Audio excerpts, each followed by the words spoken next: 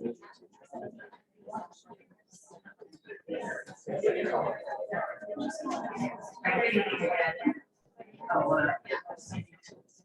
if this works again. All right, good evening.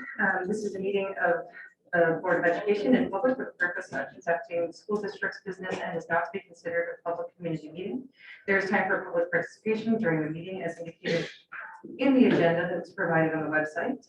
And upon request of the superintendent, the district shall make reasonable accommodations for persons with disabilities to be able to participate in this meeting. And just as a side, because this is a working meeting, if you could please silence all cell phones so that there isn't an audience interruption. So with that said, we will call the meeting to order. Hopefully you do the roll call. Mr. Albright. Here.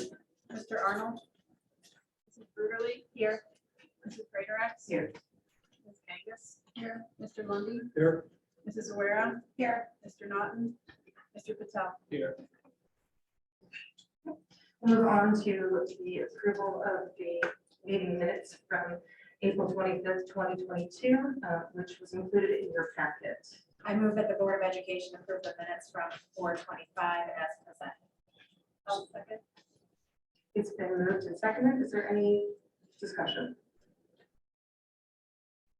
Hearing no discussion, all those in favor of approving the minutes from April 25th, 2022, please say aye. Aye. Any opposed, say nay. The minutes have been approved. We move on to the approval of the agenda. Board policy provides that the superintendent of schools shall prepare an agenda for all board meetings as directed by the president of the Board of Education. I move that the Board of Education approve the agenda as presented. I'll second.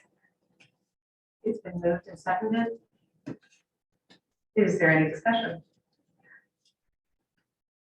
Hearing no discussion, I will put to a vote to approve the agenda as presented. All those in favor of approving the agenda as presented, say aye. Aye.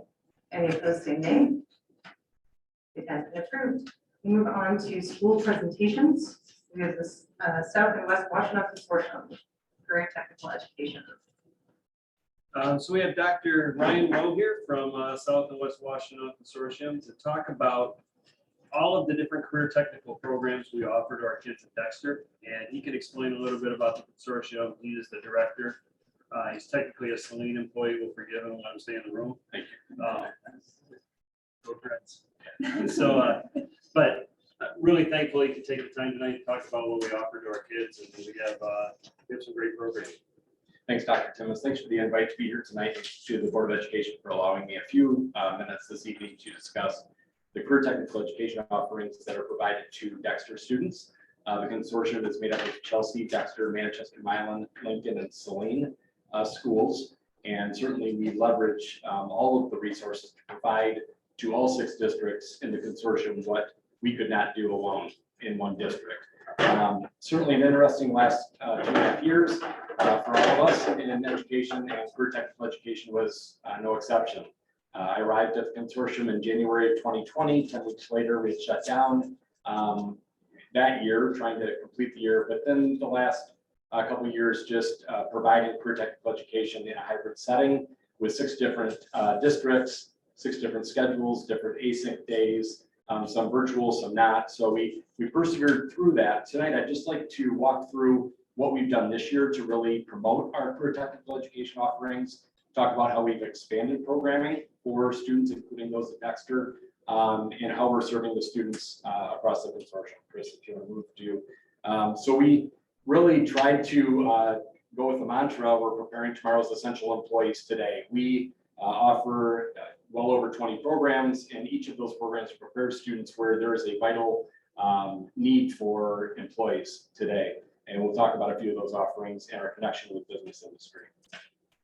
So when we come out in the fall, we present all of the 10th grade students in each of the districts. So we come to Dexter, we will have a promotional video that our video news production students put on. It's about 20 minutes. It highlights every one of our programs that are offered to all the 10th grade students. They most likely toured as an 8th grader through all of the programs, but now as a 10th grade student, really taking a look at what could be offered their junior and senior year for career technical education.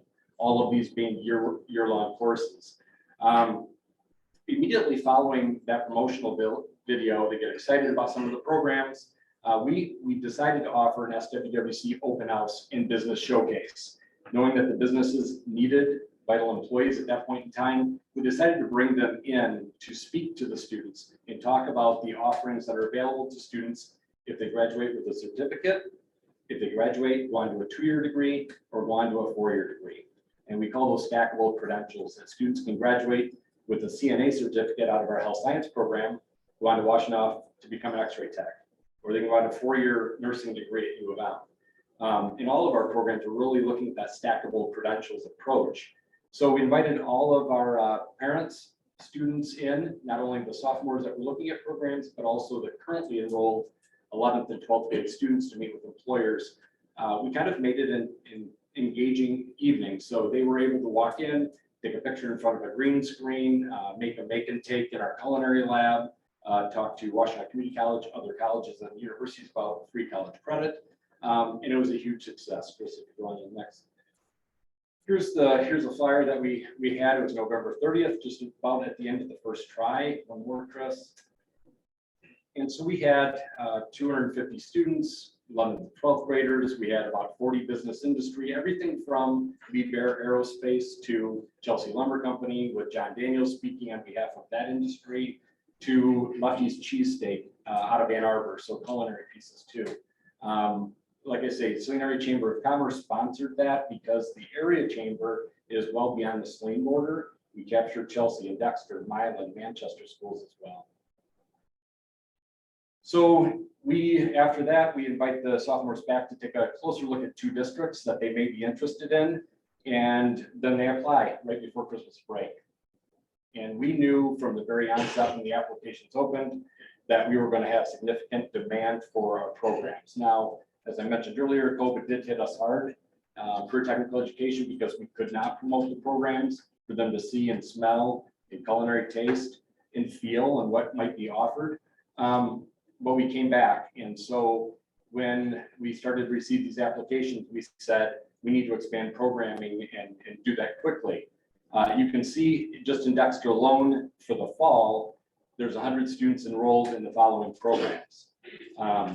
The 6-year average trend was that Dexter had 65 students, then up to 108, 87, 92, and then last year through COVID, 58 students. And again, we were down significantly. So to come back with 100 students is a testament to all of the folks at Dexter, the counseling department, and others that really worked hard to place students where they needed to be and wanted to be.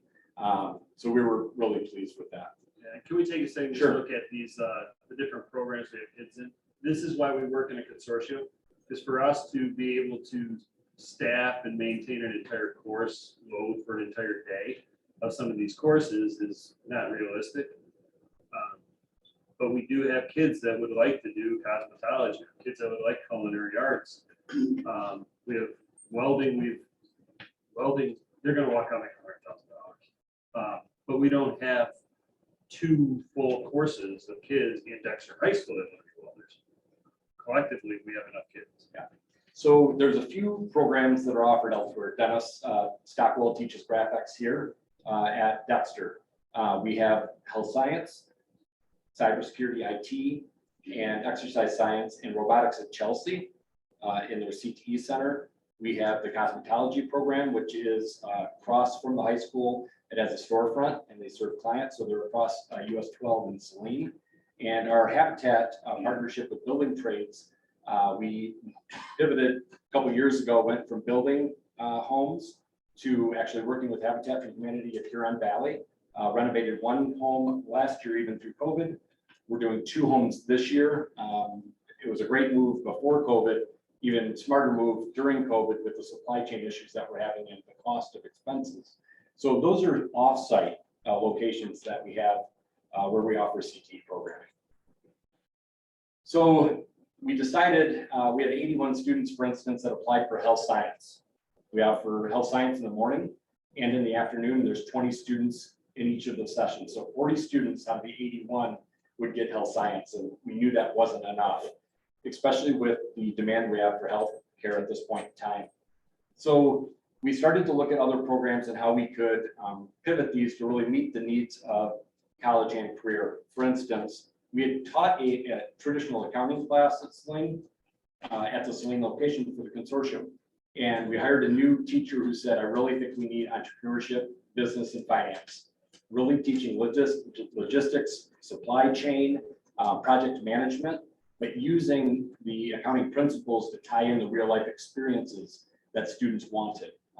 So going from a 5th hour only accounting class to now filling up a second 5th hour entrepreneurship, business, and finance class.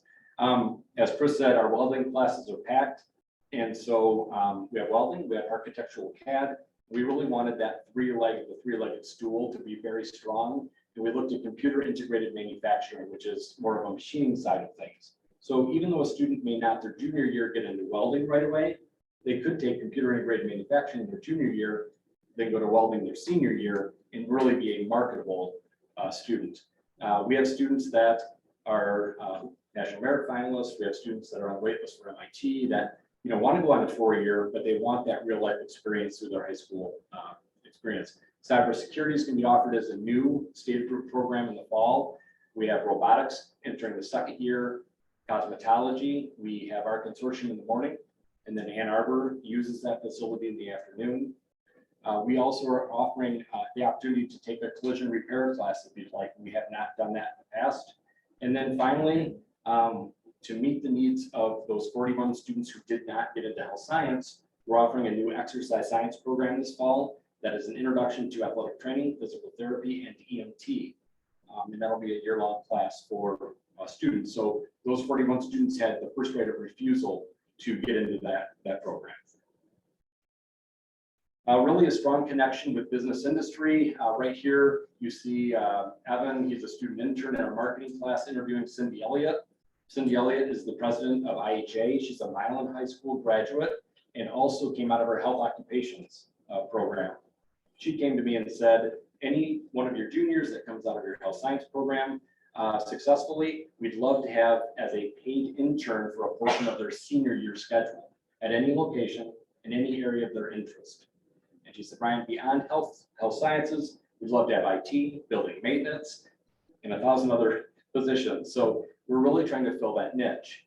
With building trades, we have students that successfully complete their junior year, their senior year, they would like to come back for a 2nd year and partner with Habitat with us. And we're holding off and saying, no, we're going to partner with and put you in a paid internship with HVAC, plumbing, electrical, retail, to give you at least some part of your senior year as a paid internship for a real life experience. Each day, it's interesting that when employers talk to me about soft skills, I think we do that naturally through career technical education. We work as individuals and in teams every single day to accomplish results and problem solve and critically think. And with Dexter, there's no exception that we're really teaching those soft skills, and what you have as your graduate profile and aspects of that, we teach through our career technical education offerings. One area is tech integration, which we think about technology, we think about people's phones, but some of our students learn to run a $100,000 CNC machine through use of technology and programming. So that's the difficult part, that's the expensive part. So how do we accomplish that? We had the opportunity to apply for a grant through the state. This is for non-millage funded counties. So a lot of the counties around us that surround us have a vocational millage that helps support financially their programs. Washtenaw County does not, so we were eligible to apply for this. Washtenaw County received $535,000 of grants simply and specifically for CTE equipment upgrades. So the consortium, the 6 districts out of that proration received just over $285,000. And you can see just in part where that equipment went, including Dennis's program here at Dexter for graphics. And then our community connections. We really have reached out again to try to fill that employment gap. I've told a lot of people that we really had this aging population, low birth rate. We've seen that in schools pre-COVID, where 65-year-olds were retiring. We have a lower birth rate. When COVID hit, then we had 55 to 60-year-olds retiring. They kind of just move that retirement date up. So there's a gap in a lot of our areas, automotive and healthcare, welding, manufacturing. And so we're really reaching out and trying to connect with partners like IHA and others. Another one of those was really Habitat for Humanity. So a lot of those building trades, those employers working in the trades are looking for our students. And our students may graduate from our building trades program from Dexter and go on to Michigan Tech for construction 4-year degree, or they might go to Washtenaw for a 2-year degree. But a lot of our students can graduate and go right into business with certification and have a great job. So when we partnered, it was interesting with Dr. Timmis, went out to the site, to the home. And one of the walls was, we didn't know if we'd even salvage that. And at the end, it was a beautiful home for a family, a Latoya family, that we were able to be part of that home dedication. That's really what I have for you tonight. Just want to spend 10-15 minutes updating you on what the Dexter students were enrolled in for this fall, 100 students that will be served through career technical education. And I'd be happy to answer any questions that you may have. Sure. Thank you for the presentation. I was there in November. I liked it. So I have 2 questions or one to comment. How do you advertise this program? When I found out last November, I found out was on board, and it showed up, and then I went to it. And I thought it was great. I was there, but maybe it's my kids that don't tell me about it. I don't know. But how do we advertise and get out to more people, or even to parents to talk about it with the kids? You might be providing it to the kids, when they come home, they might not, well, in my case, they did tell me about it, right? Until I came back and I asked one of my daughters about it. She goes, oh yeah, they had this thing going on, and I go, you're interested? I thought you were interested in the health science. She goes, I am, but I didn't have time. And that kind of ended the discussion, So how do we? Yes. I mean, the teachers, I'm sure they're putting out, but how do we, the parents, right? Not parents, not we, but other parents find out more. Yeah, we've really struggled, frankly, for the last year. I went around to several of the boards. I was at Lincoln last week, and one of the board members said, my son is a 9th grader. We didn't know anything about. The last 2 years, we've really struggled, obviously, to promote in the ways. And frankly, students need to see and smell and taste and feel these programs. They can't just hear about it. And we're kind of getting back to that us coming to you and sitting with your students at 10th grade after they've toured as an 8th grader. So 8th grader, they come in, see all of them. 10th grader, we come to you. They come to the open house, bring their families with them, and then come take a closer look. The gentleman, Mr. Bramer, who took over our entrepreneurship, business, and finance class, he said, okay, you've launched this SWWC business showcase and open house. That's great. We had to do that in quick fashion. He would like his students in that class to take the first trimester as he's teaching project management to use that open house and business showcase as their culminating activity and have a student-led portion of how we get the word out. Because we can talk of it all day long as adults, but it really is to meet the needs of the students. So we're going to incorporate that class into the promotion this year. And I'm hoping I stand in front of you a year from now and you say, you know what, you heard about it a lot. Second question is maybe for Dr. Terrace or both of you. So with all these like individual courses, some are like 2nd and 5th hour. How does it actually work to get kids to back and forth? Because it's only 20 minutes away to Chelsea, but that's 20 minutes, that's 40 minutes. Cutting out of classes, coming to class late, I don't know. And then kids probably say, well, I don't have that pressure of rushing, getting there. And Celine's a little further out, and my land's further out. Depending on what program you want, you might not be able to get to it, especially if you're trying to take IB and courses at the same time. So what we do is we run a bus first thing in the morning up to the AM sessions. And then we drive them back and we run another bus to the PM sessions. So we give a busing option. Cosmetology kids generally drive overall. They have cosmetology has a very strict hours requirement that includes part of the time in the summer and getting experience. If I was involved, I'd go once in a while because it's an open cosmetology. They do hair. No, well, Yeah. they need 15 hours of their license, so their hours are a little bit different. They commit a half day to their program. But really, the transportation works pretty well. And we work with each of the school districts in that they're either able to get their first hour in, they come over for a double block 2-hour block in the morning or afternoon, and it works pretty well. We have a separate bus from Dexter that goes to the building trades program, so no time is lost there. It's worked pretty well as it accounts for a 2-hour block. You're right. Students in music all 4 years, orchestra, choir, AP, IB may struggle with that, although we've had students that have taken both. It's just really where they're at with their schedule. Yeah, and that's, the block schedule gives us a little more flexibility. We run all of our music classes in the morning, so a kid could go to PM sessions. The AP and IB classes are spread throughout the day. We do have a lot of kids that will dual enroll, take an AP or IB class, do music and do one of the consortium courses. It's pretty wide open to what kids want to take. It's in the course catalog. We do advertise the best we can.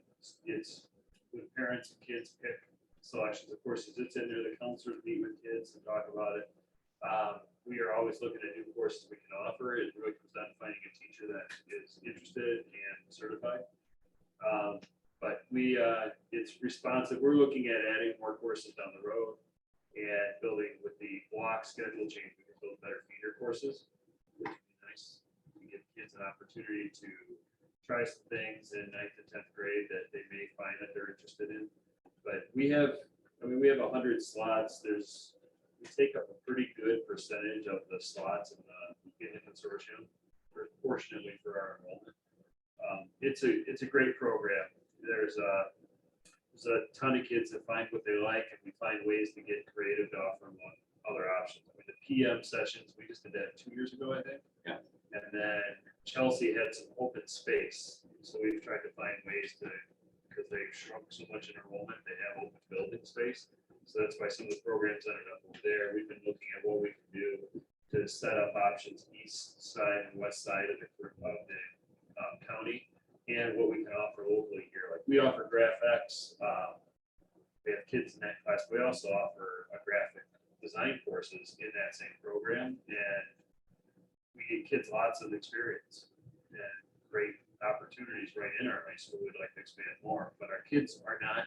I mean, we have 100 kids willing to leave the building for part of the day to go take a course they're really interested in. And then we've looked at what we can team with community college opportunities.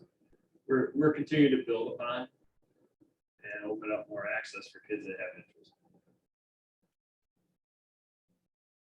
My daughter was in the careers in education, and she really enjoyed it. Of course, she was part of the 2021 class, so sorry.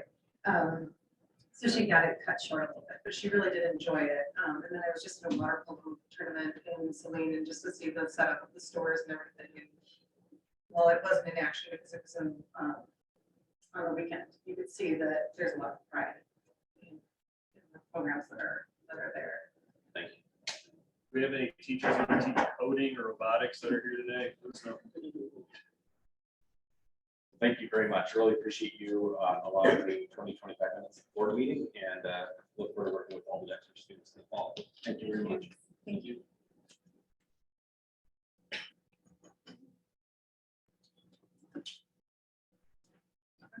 We are at our first opportunity for public participation. During public comment, each speaker is allotted a maximum of 5 minutes for a total of 30 minutes unless otherwise notified. Each speaker will be asked to announce his, her, their name and district of residence and indicate if he, she, they represents any organization or agency. No person may speak more than once on the same subject during a single meeting. Those wishing to receive a personal response from the board or superintendent must complete a public comment form available at the meeting entrance and on our website. In addition, as presiding officer, I would like to remind everyone that public comments should pertain to Dexter Community School District matters and concerns related to the operation of schools or matters within the authority of the board. Those who wish to speak shall direct all comments to the board and not to staff or other participants. Also, speakers addressing the board shall take into consideration rules of common courtesy. Speakers who make attacks of a personal nature and or do not abide by the rules of common courtesy will be reminded of such rules by the board president or presiding officer. Such individuals may be asked to leave the meeting if their behavior is disruptive or interferes with orderly progress of the meeting.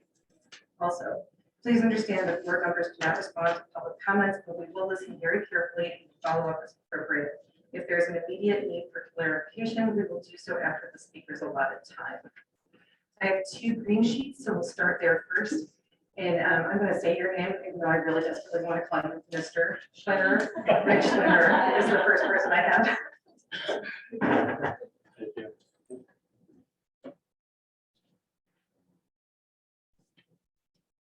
Good evening, board. Thank you for allowing me this time to talk to you, and Dr. Timmons as well, and Griffin.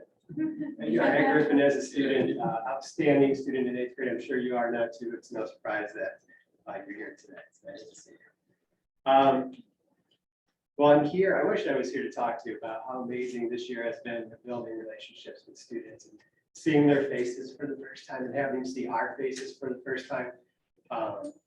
It's been great. But I'm not here to talk about that. I'm up here to represent the collective voice of Creekside and to share the feelings of our staff, the pulse, if you will. And while I'm not sharing every staff member's experiences, I am sharing what was significantly common amongst those experiences. Before I do, I'd like to note that I've had the privilege to work in 2 exceptional buildings with even more exceptional colleagues. And the commonalities I share tonight extend beyond my current building. I want to begin with sharing a situation that is all too common from a staff member that I work with, because I think it captures the essence of the current state of how most staff feel. And I'm quoting, "I'm fairly new here compared to most. I'm at step 6. I have a master's degree and make $10,000 less than a teacher in Chelsea on the same step, 9,000 less than a teacher in Sylvania. Yet while I have a master's degree, like others, money is taken out for retirement and for my family's health insurance. The unfortunate truth is that even with a master's degree, being highly qualified, this does not leave much left over in my paycheck to take care of my family." I'd like to go over kind of a big picture of those commonalities, share those with you. Again, this isn't reflect what every staff member feels, just what I see as being commonalities among most. Most can't afford to live in the community that they teach in. Cost of living continues to rise along with inflation. We follow the news every day. We know about the inflation. Many teachers have a second job, while even more worry about simply making ends meet. After contributing to retirement and health insurance, many are again in a situation where there's not much left to make ends meet. Most feel like they're being asked to go above and beyond the expectations of a teacher's duties without being compensated in an appropriate way. We just went through what we hope is the worst of it. We're still in it. And we busted our tails adjusting and planning and transforming our teaching to help our students get through that moment time. And we've been complimented for that. We've been praised for that. And that feels good. As a district, we are quick to praise our staff. Administration often showers praises onto their educators, but while it feels good to hear, these are just words. Empty compliments meant to tide the ever-rising feeling of not being truly valued. Praises can't pay the bills. So what has this led to? Most feel they are undervalued and treated as expendable, underpaid for what they do. The overwhelming feeling is that it's time that our board understands how much we are worth. And if you already value all that we do, then show it. We want all of you to be clear here, though. We've always valued our relationship with our board. But now more than any other time, it's time to see more than just those compliments and praises. We deserve to be valued as much as the districts that surround us too. Thank you for your time.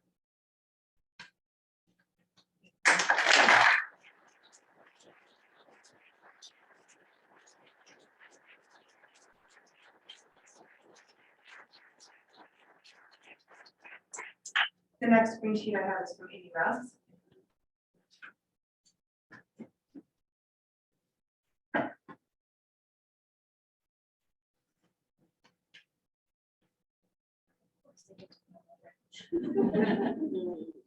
So thank you very much for giving me the opportunity to share my concerns with you. Turn the mic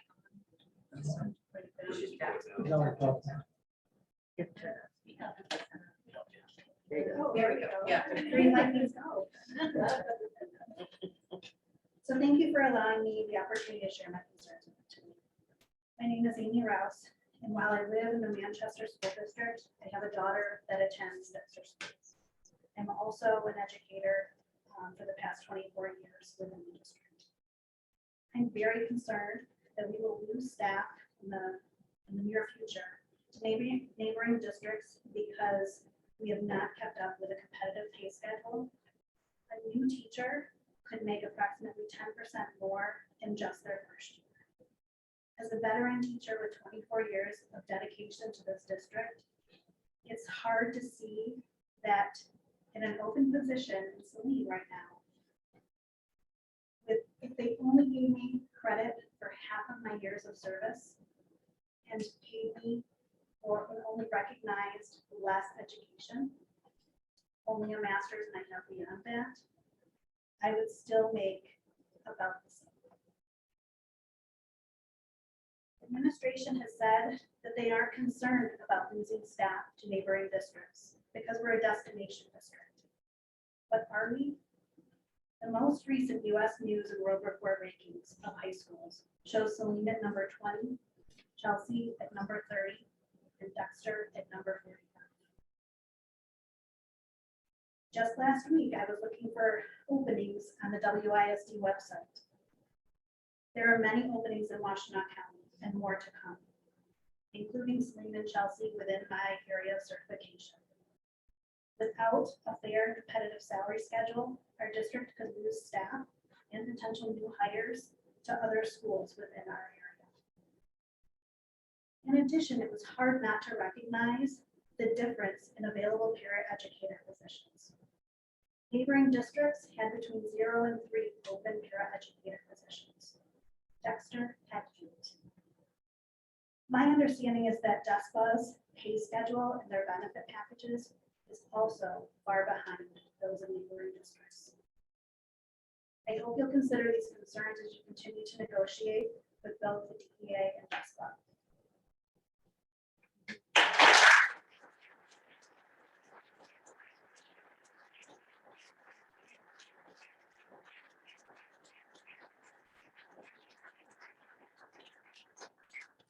Thank you. Is there anyone else?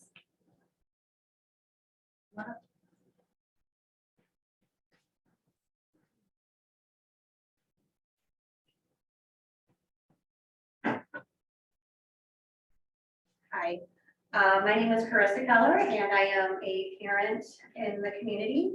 And I'm here to talk about the rec millage. I attended the meeting last Wednesday that was in Mill Creek, very poorly attended. I walked away kind of excited. There's a lot of coulds, like we could do this if it goes through, could, it was exciting, sure. But I also walked away with the feeling that, okay, you're asking this for community members to vote yes, and then an advisory board will be hand-selected to make the plan of how the money will be used. So that just doesn't sit well with me. So my question is there a way to, before asking voters to vote, to just take a step back and come up with a plan? I know I want Dexter to be successful. I've raised my family here, my kids here. We're almost done with the schools, but I still care because I live here. But I don't feel comfortable voting for a lot of coulds. I don't think that's fair. It seems vague. It just seems backwards and kind of underhanded, honestly. It's my understanding that this is wanting to be on the August ballot. Is there a way that it can be put on the November ballot so a plan can be put into place? Or is that your plan to not have a plan and hope that, it just goes through? So that's really my question. just there was a couple discussion points at the meeting on Wednesday, one being maybe asking for less millage and then build something or do something with it, gain the trust of the community, and then ask for more. Is that something that has been considered since the meeting last week? So just looking for transparency and clarity before my vote becomes a yes. Thank you. Is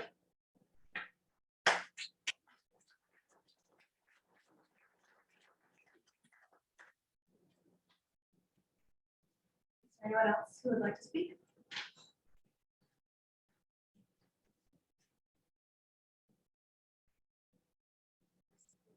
Hi,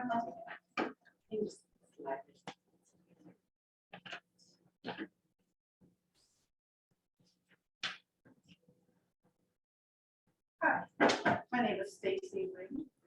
I am a district resident, live in Ann Arbor, but in Dexter schools.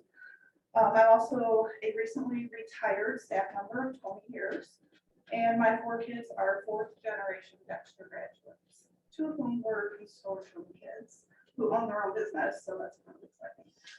But during my employment with DCS, I had the privilege of working in almost every school building, well, every school building in the district, and I've worked for many different principals and superintendents, and my experience with most of them was very positive, particularly at the high school, where I felt respected and supported and valued.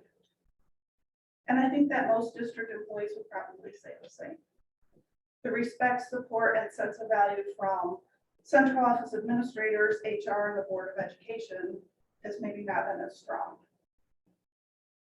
When I was a para, I asked members of the Board of Education to come shadow me or any para for a day or part of a day to see what that job really entails, as opposed to what people think it entails.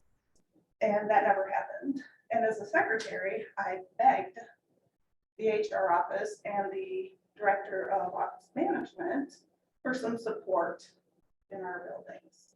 That also never happened. Over the past 10 years, I've watched our jobs get more and more difficult. I've watched my coworkers try to do more with fewer resources. And I've watched the level of responsibility for support staff rise to a point that I think our community members would be shocked and angered if they actually knew. At the same time, I'm filling out work permits for my students at the high school to make more money than I made as a secretary after 20 years of being in the district. And I think that's shameful. I've watched good people leave Dexter schools for what have turned out to be greener pastures. And when I ask them what the difference is between their new jobs and their jobs at Dexter, the words I hear most often are respect, support, and value. And I think it's beyond time to start supporting our staff. It's beyond time to show them respect. And it's beyond time to show them that they are valued.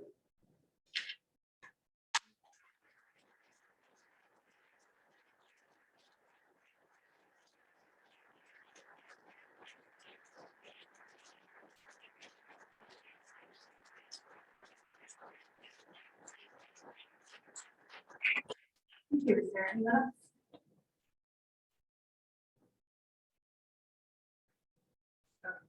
Seeing no one rushing up to this podium, we'll move on to our next item on the agenda, which is the administrative and board updates.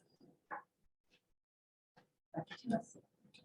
All right, first off, since we have so many teachers in the audience, it was already planned, but I'd like to thank our teachers. It's Teacher Appreciation for everything they do for our kids on a daily basis, everything you've done in non-pandemic years, and especially for everything you've done through the last 2 years. I just want to thank you. Now, a couple of clarifications on some things with US News rankings. Those did come out in the last week or two. In the methodology, one of the things that actually negatively impacts Dexter High School, there's 2 things. First is our lack of diversity, gets us a negative score. The second thing that impacts us is the way the methodology is set up, is that the number of students taking college level tests, we offer both AP and IB. They only count one of the sets of data. So our numbers would actually be double if they would allow us to count every kid that takes an AP or IB exam. But we only get credit for one. They do this smoothing that negatively impacts our rankings. Then to clarify, I believe that we have many employees in our community that are not adequately informed on what we're talking in terms of budget negotiations. Back as early as February, we started working with DESPA with our paras and pay. Paras are currently paid in the 1250 range, 1240 something range, 14 something range. And we have offered to move immediately back as early as February, $16 an hour and $17 an hour with the benefit option. Get 15 to almost 30% increase for all of our parents.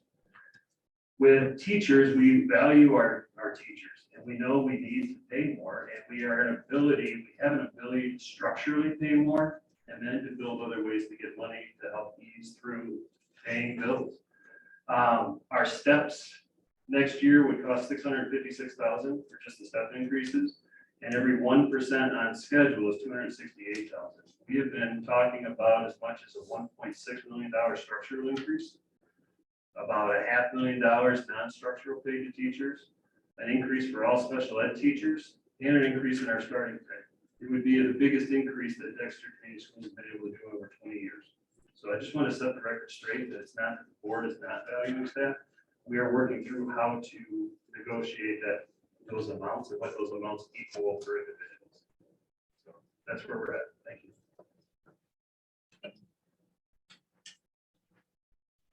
I do not have any updates as the board president, so we'll move on to our student representative today. So as I just mentioned, Aiden's not here, so this is going to just be upper schools. But for the high school, the Footloose play happened over the weekend. That was a reproduction, last one of the year. And if you had a chance to see it, I'm sure you know it was quite nice. And then this week is for high school band spring concert cycle. It's coming around. So that's the big band concert for this season. And then upcoming the next couple weeks are Mill Creek concerts for orchestra, choir, and lead band as well. So there's a lot of musical activities coming up. And then that's all I have now because Aiden is not here. Thank you for that update. We'll move on to our consent items, which includes personnel and retirement. I move that the Board of Education acknowledge the retirement of Jenny and Company. Any discussion? What can you not say about Miss Van Houten? I mean, first of all, she's a legacy because her mom was a teacher when I was a kid here in this building. But then she was my son's teacher, and just that the carrying on from her mom's legacy of the patriotic concert, which unfortunately, she hasn't been able to do in a couple of years, but she's just such an incredible teacher. It is a loss for the district, but she's moving on to greener pastures. I know she is, and I'm happy for her in retirement, but it's sad that I have to make this motion. I agree. It's always sad when you see familiar names come through, you're like, but we understand, especially when they're retiring. Yes. All right, any other discussion? It's been moved, seconded. So we will vote on accepting the consent items. All those in favor? Aye. Any against? Has been consented. We'll move on to our action items. Our first action item is the recreation village. That is April 11th and April 25th, 2022 meeting. The board reviewed and discussed a presentation regarding the potential recreation village to fund senior activities and youth and adult recreation. On April 27th, 2022, the district held a community presentation and forum on the potential village. This evening's packet includes ballot language and draft resolution prepared by the district's attorneys. This item is presented for action tonight. So we need a motion and then we can discuss. I move that the Board of Education adopt the attached resolution to submit a village proposal. Second motion. It's been moved and seconded. Is there any discussion? Yeah, I like that. So the comment was made by Ms. Keller, and it was made previously too. The reason we're pushing for August 31st is so we can get funding. If the voters approve it, we get a fund. The idea of the advisory committee also from the community was also, it's also out there. I think it is a good idea to get it on the ballot. But during that time period, for now and then, we should have some type of committee meetings. We'll put that committee together, whether the bill passes or doesn't pass. Because in excess, this is basically a tax, a new tax at the end of the day, and no one likes new taxes.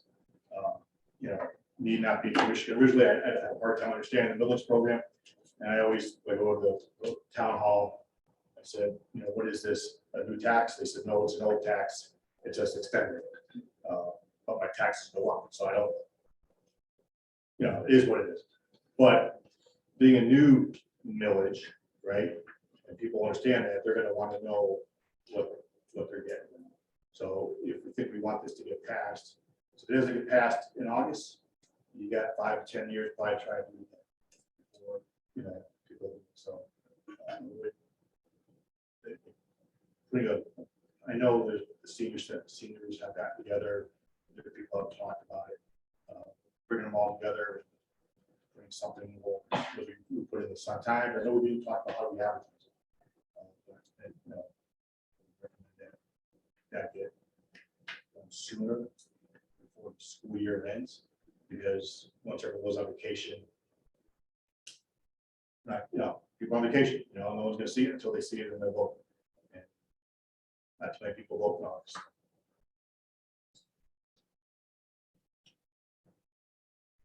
Just to clarify, what you were saying is that if it's on the August ballot, then we get that if it's passed, we get the money gets collected in December, and if it's in the November, then it's collected next year.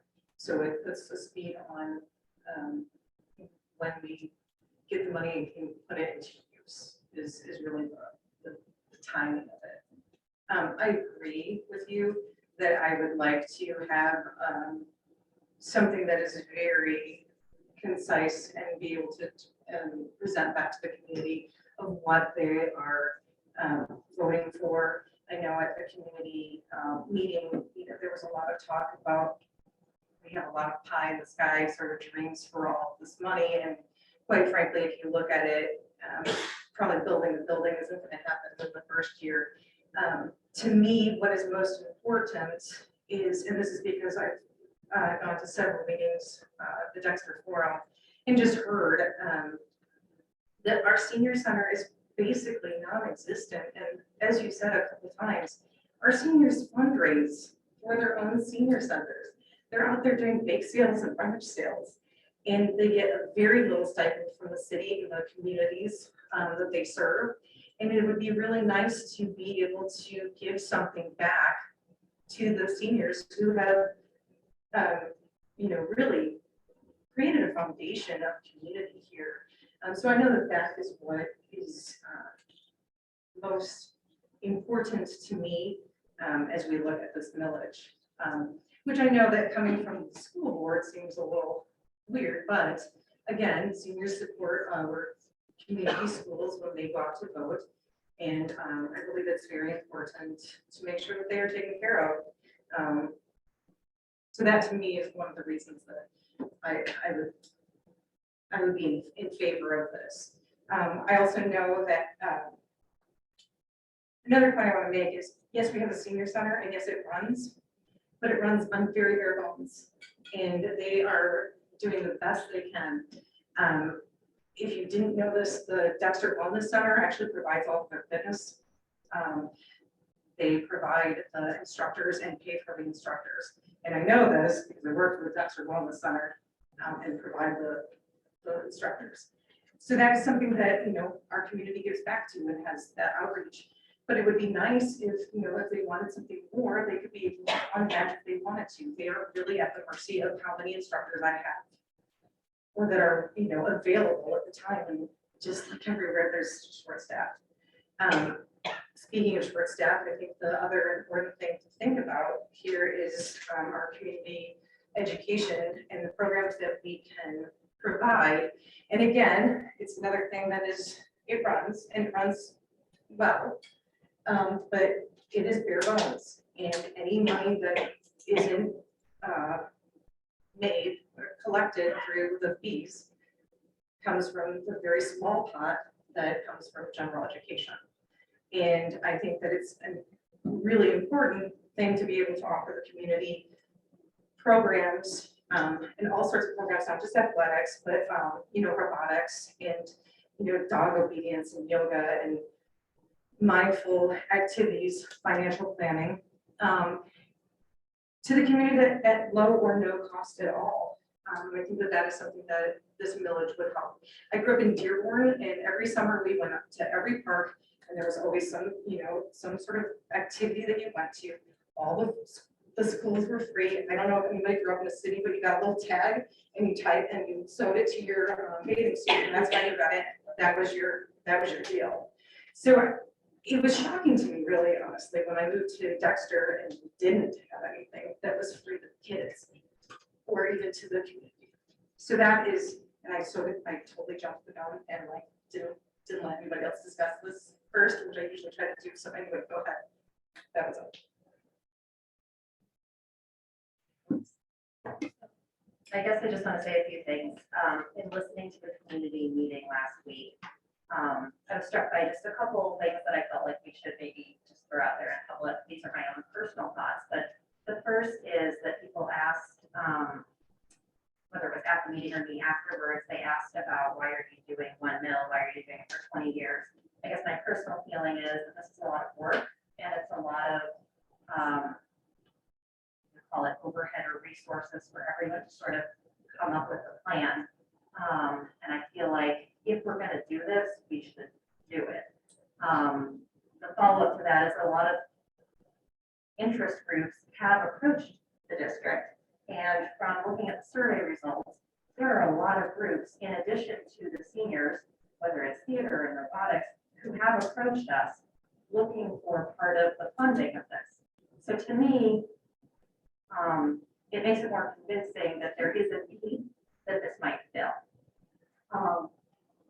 And I said last meeting, I feel like our job as a board is to put it on the ballot and to let people decide if they want it. And I agree, Daniel, there's more to be done and more to be structured. It's on our discussion item tonight. So I think there's a lot more we could do. But I see my role here as voting to give the opportunity to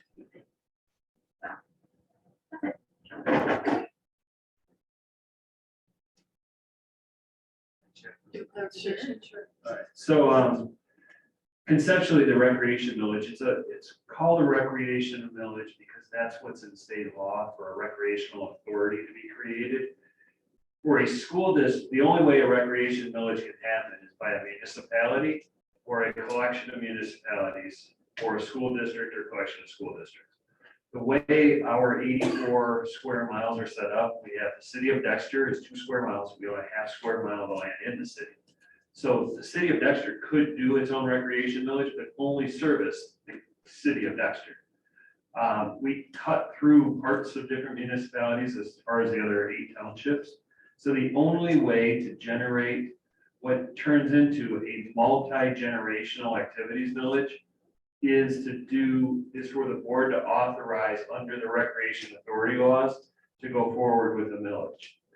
What it does, though, is the board can work through in the next several months a structure to be able to just set up determinations for how those dollars are spent. And what happens is this board, this 6 of you plus Brian, these 7 elected officials that represent the 84 plus square miles are the only body that has the authority to do this. As far as the school district, we are a K-12 school district. We offer preschool on top of our K-12 program. Our funding comes from local bond voters for capital improvements, which we have several on the agenda for tonight. Then we receive funding per K-12 student. And what we do with that funding is we have to figure out how to pay our employees. So we have roughly a $48 million annual budget. We spend almost 90% of that budget on personnel and on staff. And then we spend about $1 million on utilities. And then the rest is spent on fuel and other paper, supplies, etc. So everything we do comes out of the same bucket. If we look at what we do multi-generationally, we are funded K-12 school. So with everything we do, we have to come up with creative ways.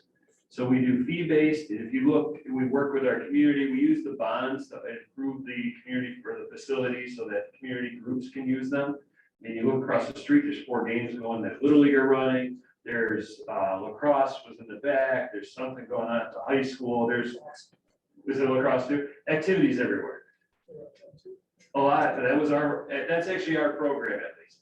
So, but we set up with community groups and we're always shuffling to make sure we can open space and create opportunities. And all of that is fee-based, and we figure out a way to do that without really minimizing what we can pay our employees who are working with our kids every day.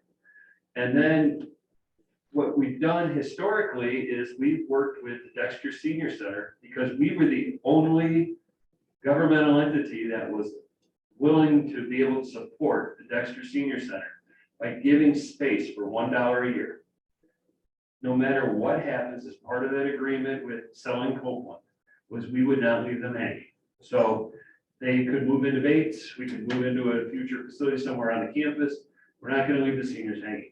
But the problem they have is not about space. It's that they receive $13,000 a year to operate from the rest of the municipalities in the area. You can't operate anything on $13,000. So the only mechanism for senior funding is in this area, is through a county recreation millage, private donations, fundraisers, or a recreation millage. As a school district, we are the recreation department through community ed, for the entire community. And we do what we can with the funds that we can collect in our fee-based system. The concept of a recreation millage is a multi-generational activity millage. It is every generation in this community. And later on the agenda, the board will be able to talk about establishing a recreation advisory committee, be able to figure out the structure long-term. So as far as an exact plan, $1.4 million is what 1 mil would generate the first year. It goes fast. And what would happen though, is it would be over 20 years. It will need to have oversight of community members to be able to make decisions on a long-term and short-term plan so that the taxpayer dollars are spent very wisely over the next 20 years.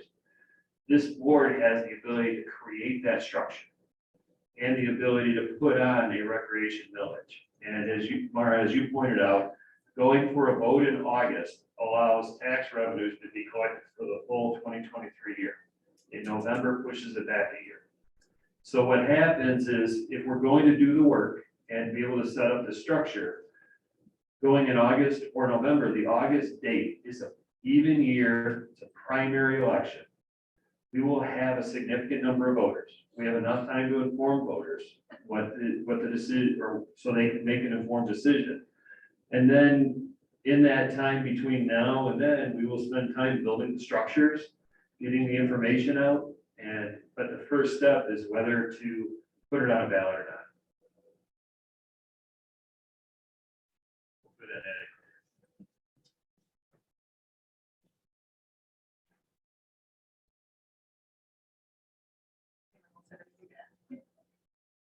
I guess that just want to say that when it comes to building buildings for the school system and having bonds, that's something that's generated by the school.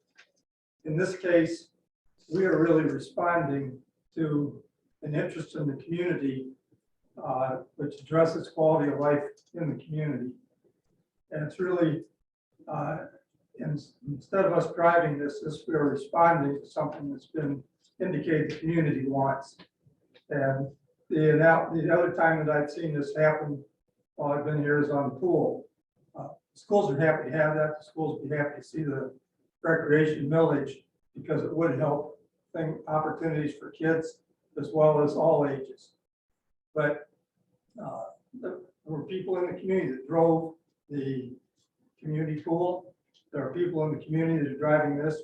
We've talked about it at a board level for probably 10 or 15 years. And the thing that's really driving it now is the level of leadership that's coming out of the community and requesting us to respond to this.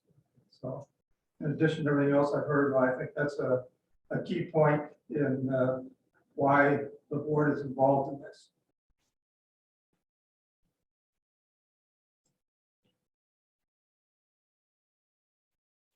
So, I was also at the meeting on Wednesday and the forum, which I found really interesting. Those meetings are generally not very well attended. So there were a good, what? 30, that's okay. Maybe 30.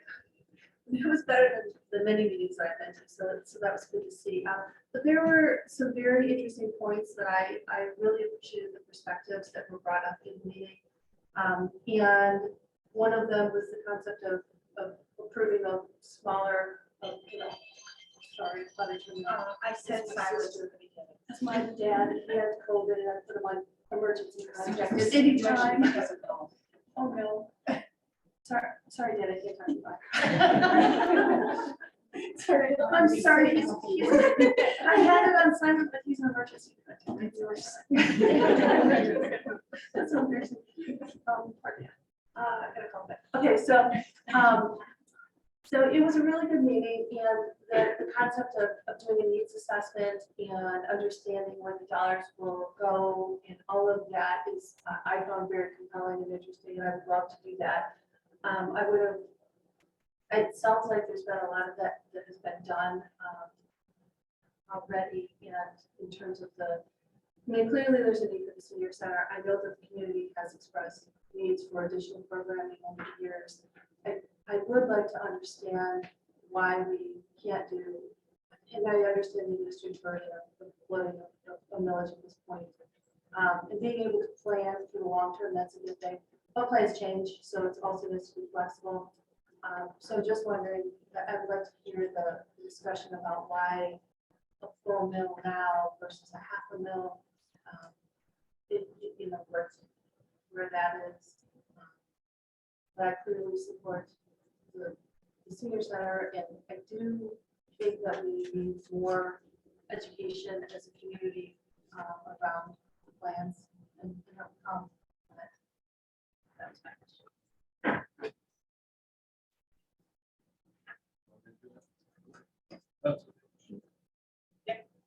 So we did conduct a survey and get a pulse on the community. Yet weighed out partial mill, full mill. It is quite a process to be able to go for a millage. And then what happens if you go for a partial mill and then you turn around a few years later and you say, okay, we want to increase the mills. The challenge is they're going, well, what'd you do with the last part? And it really, if you think of a partial mill, so if we ended up going, say, a third, we're going to bring in 500,000. We're going to spend most of it on the seniors, and then a portion on things that would be really hard to recognize because it's such a small amount of dollars. 1.4 million is not, sadly, it sounds like a lot of money. It's not a huge amount of money every year to run a giant rec department, but in combination with the structures we have, it's significant for the community, for multi-generations. As a school district, the reason we're looking at this is a request by the community. And if it passes, it'll be great for kids. It'll be great for adults. It'll be great for our seniors. It'll be great for the whole community. If it doesn't pass, then as a district, we know the answer and we continue to operate our program as is. That's the reality. So we are just the entity that can create the recreation authority process.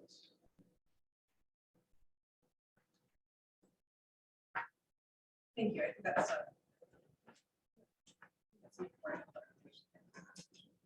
I guess I just wanted to say to this point, the thing that convinced me about the amount, I know that it's a lot of money. I mean, it's obviously a significant thing to ask voters to look at a new tax this year. But when I looked at the breakdown of what it would fund, 300,000 is what the senior center was asking. And as Dr. Smith just said, that's an enormous portion of the third. As we were looking at possible breakdowns, another $500,000 was sort of a possible estimate for community ed, which I think from the place we're sitting is a significant investment in our kids and the adults. And so from a programming standpoint, the senior center is really important. And it's one of the main reasons, that this is being pushed forward. But from my standpoint, sitting as a board member, I feel like that $500,000 investment in community ed is really significant for our district. And so for me, that was one of the main convincing features for like, why are we choosing what amount?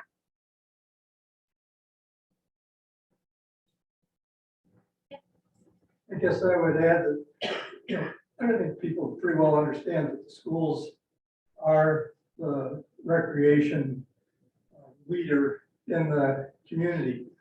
But we have a lot of facilities, particularly over the summer, that are not being used. And this would be an opportunity for the community to take advantage of that. In addition, I would expect that we will end up with a dedicated facility of some kind that everybody in the community could use during the day and evening outside of the existing school facilities. And so there's a tremendous opportunity to leverage the facilities that we have to have a lot of use by all ages in the community. I think that's great value.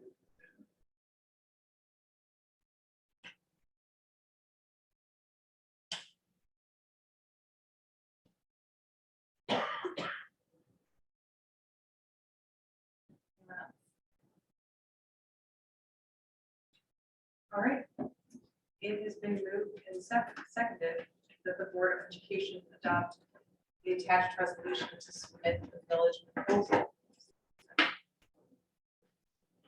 So all those in favor, say aye. Aye. Any opposed, say nay. Favor, just for good measure. Do it. Yes.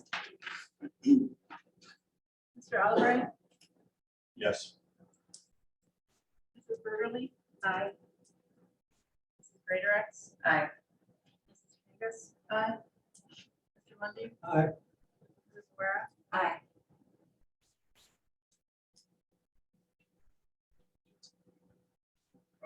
I get it. Okay, our next action item is the MAISL, Trust Alternate Director. The Board of Education is required to name a Maisel Trust Director and an alternate director to represent the district for actions related to the Maisel Trust. CFO Sharon Rashke has served as the Maisel Trust Director since 2002 and is also the elected chairperson of the Maisel Trust. The new principal for operations has been working with Maisel on the various aspects of risk management. Dr. Rashke recommends that Craig McCullough, principal for operations, be named alternate director to the Maisel Joint Risk Management Trust. I move that the Board of Education name Craig McCullough as alternate director of MAISL Joint Risk Management Trust. I'll second. It's been moved and seconded. Is there any discussion? Just to give background, Maisel is our risk management. So for example, in the technology embezzlement, Maisel was our insurance to cover that. Lawsuits, insurance to cover, et cetera. So this is something that we're supposed to do every so often. It has not been updated since Rob last was here, so it's time to update. Yes. Sharon's been nice and steady handling it all for us. Thank you, Sharon. I'm guessing Mr. McCullough is willing to take on this role? Of course, Okay, of I'm course. against it. Well, that's great. I don't want to move your mouth. Is there any further discussion? It has been moved and seconded that the Board of Education name Craig McCullough alternate director to the Maisel Joint Risk Management Trust. All those in favor say aye. Aye. Any opposed, say nay. The third action item is the administrator hiring recommendations. Your packet includes resumes and a recommendation from the superintendent to approve the transition from interim assistant principals to assistant principals for David Teddy and Katie Heika. Heikola, sorry. go through this line. I move that the Board of Education approve probationary teaching contracts for the 2022. It's administrative. Thank you. Probationary administrative. Probationary administrative contracts for the 2022-2023 school year for David Teddy as Dexter High School Assistant Principal and for Katie Kaikula as the Dexter Early Elementary Complex Anchor and Beacon Elementary Schools Assistant Principal. I'll second. It's been moved and seconded. Is there any discussion? How long have they been active? Since January. Since January this year, right? And it's really interesting because with the process for who needs to be approved and not by the board, so this would be moving into the DAA contract. So what happens is like, David Teddy has been a teacher here. He was, our community ed director for 5 years. So he's been on an administrative contract, but not as part of that group. So then with Katie Heichel, she's been a teacher for many years in the district. She actually created and has been running our early middle college. They're both incredibly talented and great members of our administrative team, and this just moves them officially into the DAA. So will they still be doing? Same job. Yeah, same jobs, moving the intro. This just takes away the control. And I know that you've met with the building staff, and everything's going well. I think the high school, where David actually was a high school teacher years ago. So familiar with the staff, it's a good combination as far as skill sets between the administrative team that working really well.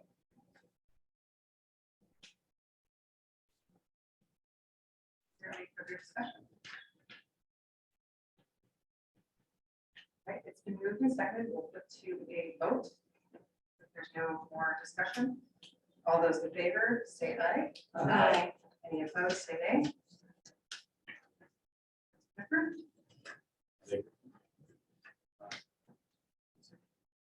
So Okay.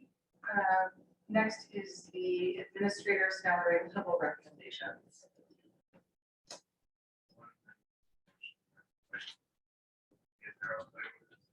It is time to approve level placements for administrative staff for fall 2022.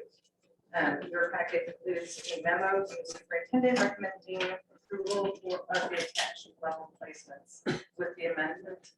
I move that the Board of Education approve the attached administrative level placements with the amendment that Ryan Bruder is an executive administrator, I'm sorry, executive director, not an elementary principal. I'll second. Any discussion?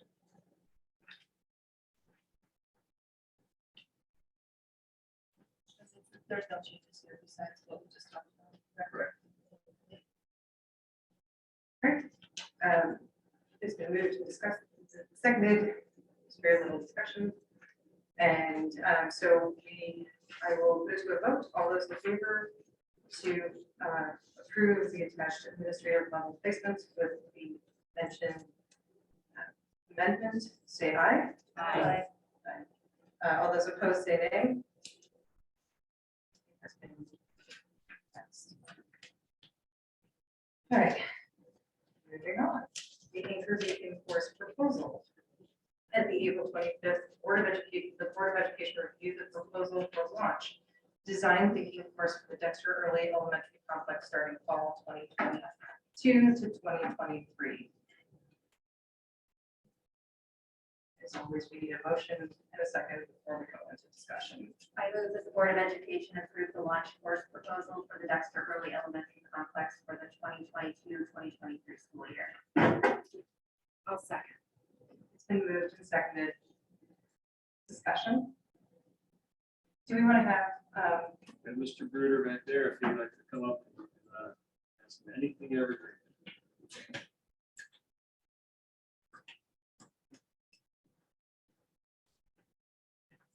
I do have a question about just the technicality of this motion, and if we approve this program, does that also mean that we will not be teaching K-6 foreign language? This would move to K2, move world cultures would be replaced by lunch. Just eight. K2. So we'll still have 4 languages in 3rd through. At this Sixth point, grade. yes, we believe we can staff that, we can maintain it for at least the next year, and then we'll have to continue to evaluate. Part of our challenge is staffing and how we're going to continue to staff elementary language. And we do world cultures, there's ways to embed cultures in multiple settings, but we do world cultures and teach language and process. The kids get about an hour a week. So as far as the language acquisition, and K2 is academic level, it's not enough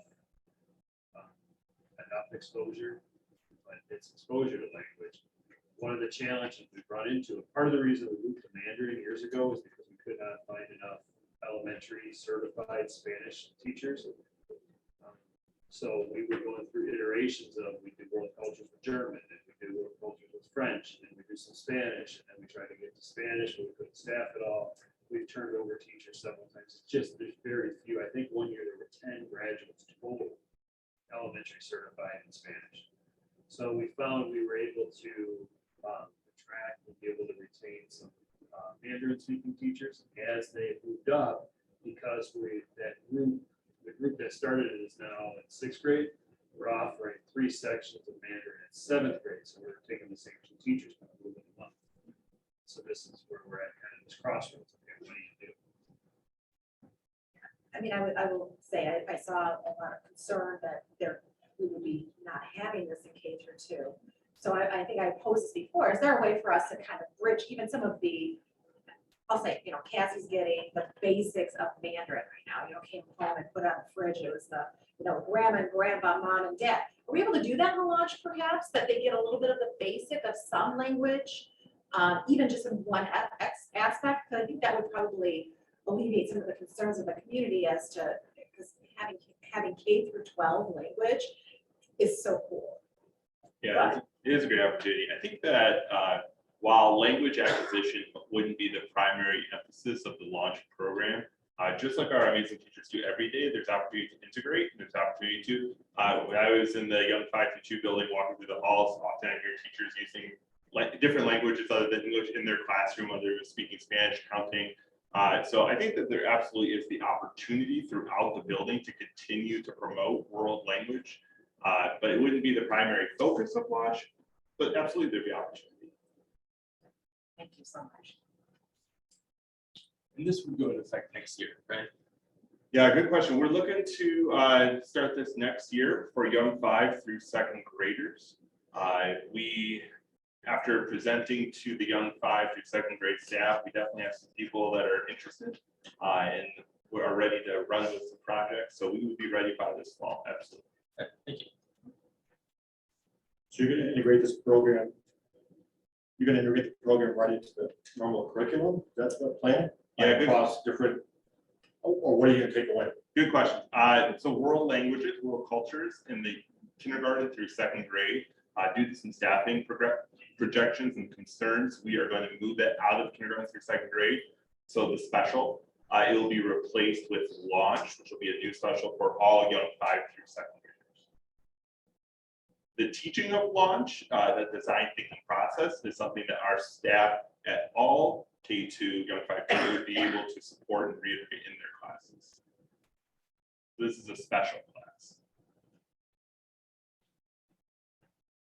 So in elementary specialists, what happens is while the classroom teacher is able to have preparation time during the day, then the kids will go to PE or art or music, early world cultures, or media. This would add in place of world culture, so it's a rotation throughout the week. So as I said at the last meeting, I think this launch program looks like a really fun course and a really beneficial course for our kids. I am very disappointed that we are having staffing issues with the world languages, with world cultures. And I do think that we are reflecting the community in that. So I do hope as a district we can continue to push forward for it.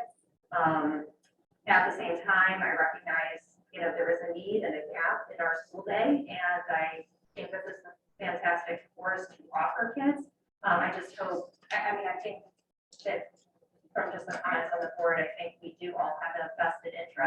and continuing to make sure that world cultures and world language is available as best as we possibly can going forward.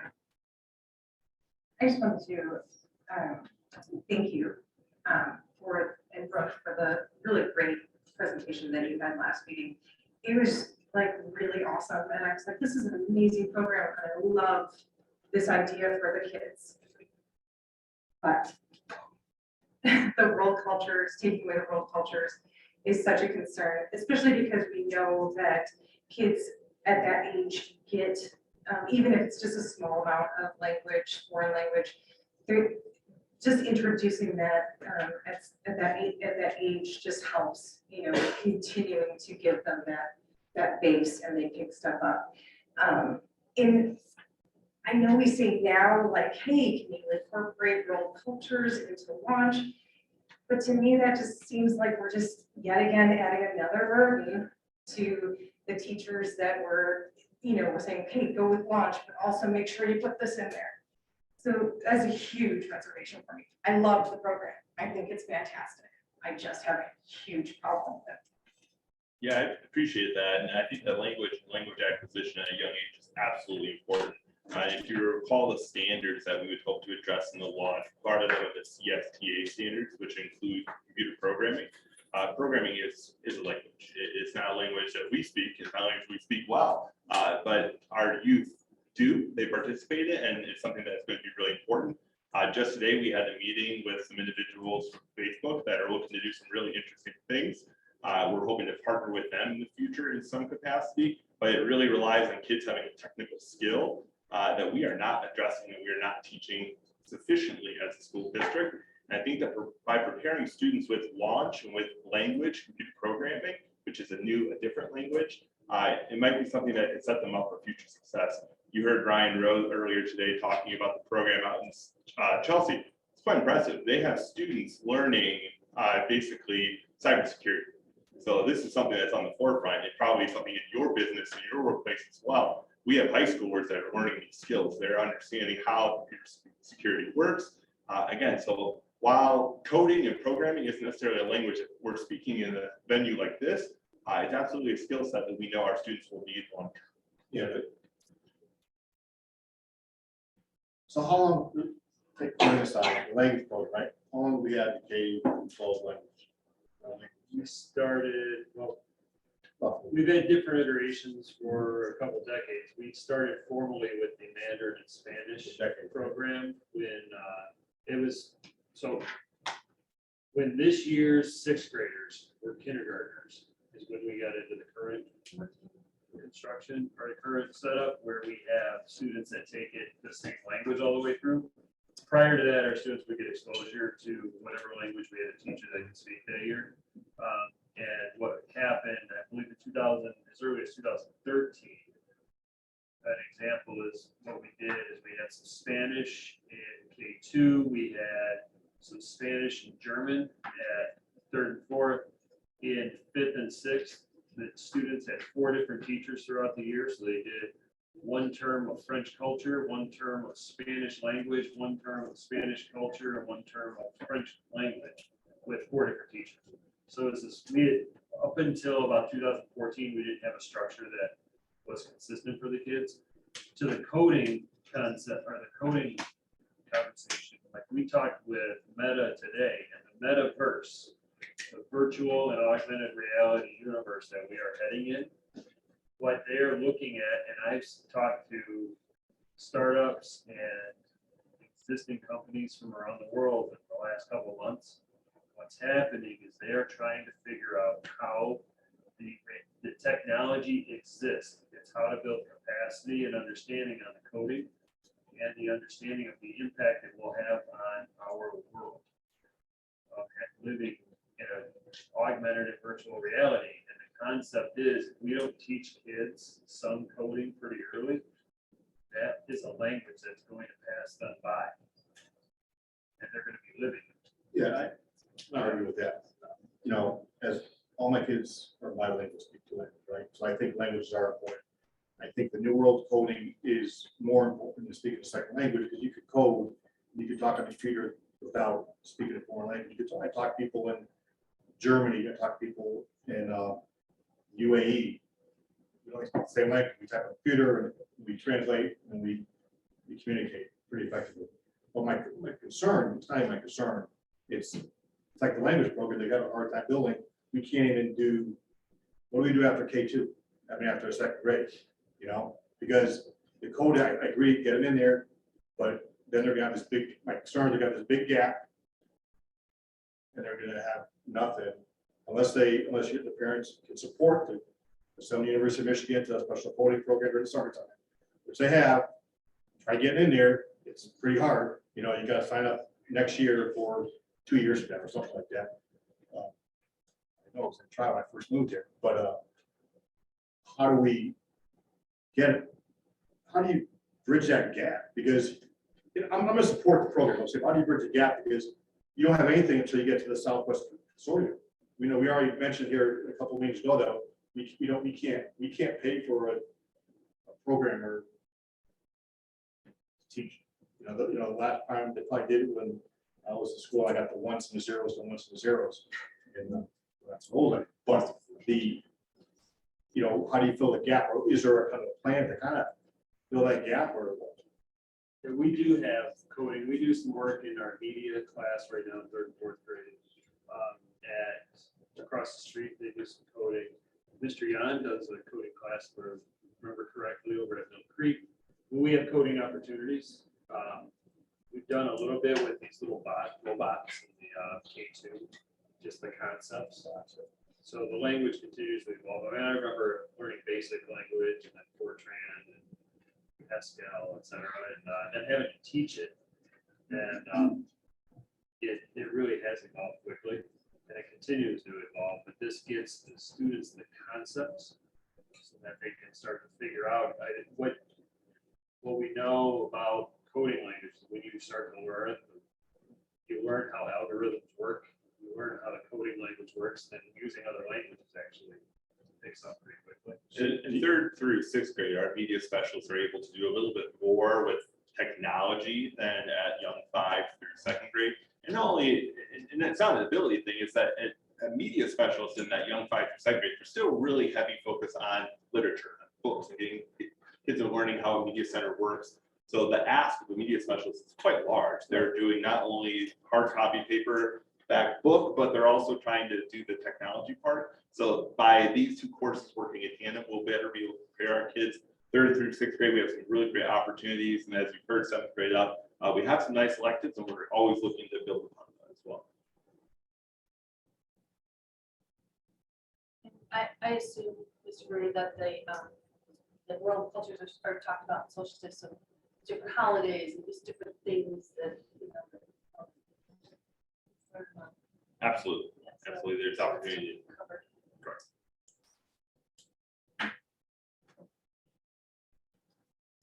Is there any more discussion?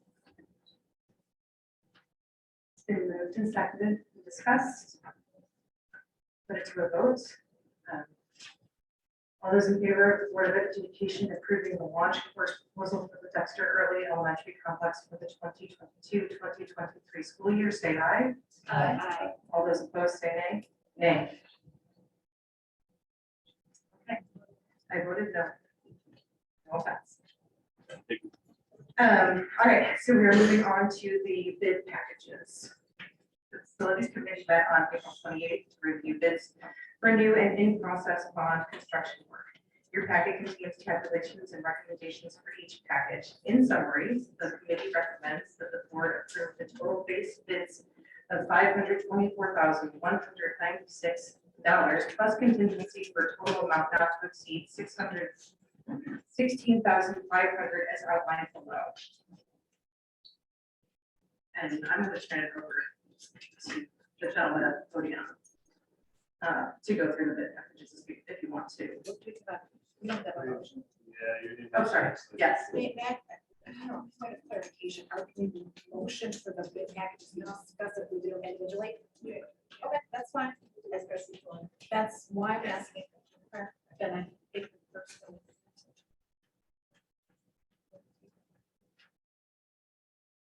Frank can present before you start. Okay. If you want the background. That makes a Yeah. lot of sense. Okay, but I just wanted to. Sorry, that's what I. There's so many of them. Perfect, yes. So thank you so much for having us here tonight. Let us talk a little bit about the tech that's going on. So we're gonna go, Greg Grant here from Green is gonna be here. He's also gonna talk about the mechanical bids. He's got the students, you gotta pick up your children, right? You have scouts and about, he's got a short time. So not, I'm up here for as long as you want. So, yep, so tonight what we're gonna do here real quick, we're gonna review the bid proposals coming in from the various bid packages. We are going to hit on the restroom storage building. We're gonna talk about the asphalt and alternates, and then we're gonna talk about the mechanical bids out for mechanical equipment. That's what we're gonna discuss tonight. So the first bid here to look at, and we can get down. So as we go through, we're gonna look at kind of each of them individually, as they all came in with their bid packages of the bids that put out for the buildings, mechanical equipment, and then discuss the alternates. Towards the end, we have like a worksheet that we work through as a facility, kind of show you how we got to the number where we got to. So the first one up here was for the restroom storage building, which was up at the Twin Turf Fields. We did have 3 bids came in. The lowest bid was A.R. Brower Company. It was for a price of $515,000 for that building. That was for 2 toilets. 2 toilets and a like a small concession space in there. So 2 sinks, 2 toilets. yeah, so that's a pretty hefty price. We can talk about that when we get there about how that figures into our amounts. So the next one, I'm gonna let Greg go through because Greg was the one who got all the mechanical bids in, how we came through. So you can kind of talk through each category real quick. How we got to those numbers. So this first one was in with the mechanical package, even though it's an aluminum and glass door frame, but this is the emergency repair to the high school door coming in on off of Shield Road. The entrance where it doesn't really lock or shut or open or anything. So we took prices. We only received one price. 3 people have said they were going to quote it, but because of the nature of the repair, we did open the bid. We do recommend, I have a lot of experience with Paris Glass. We do recommend moving forward with the voluntary alternate that you see there to save $2,000 is some quarterly maintenance that would normally be provided by Brian Schuler and his team. So we're recommending that be handled within the district to save those funds. So that is the recommendation for $33,000. This next one, we took bids for domestic water heaters. This was at Creekside and the high school. And we opened bids. We thought we had 2 bids when we opened the second one. It was actually for the heating and hot water boilers, which is the next package that we see. So we only have 1 bid here, and though we had written up a recommendation, the engineer today wrote us back and said they had some concerns with this bid. So we may need to pull this one. I apologize for not knowing that earlier. I got it about an hour ago. An email. It was an alternate manufacturer, and they did not have any experience with that manufacturer. And so they wanted to be able to study it and reach out to other places that have been installed. Next up is the heating hot water boilers. These are the boilers at Creekside and Wiley. And we received 3 bids. DJ Conley was actually red low, but they did not include sales tax. So they ended up being second.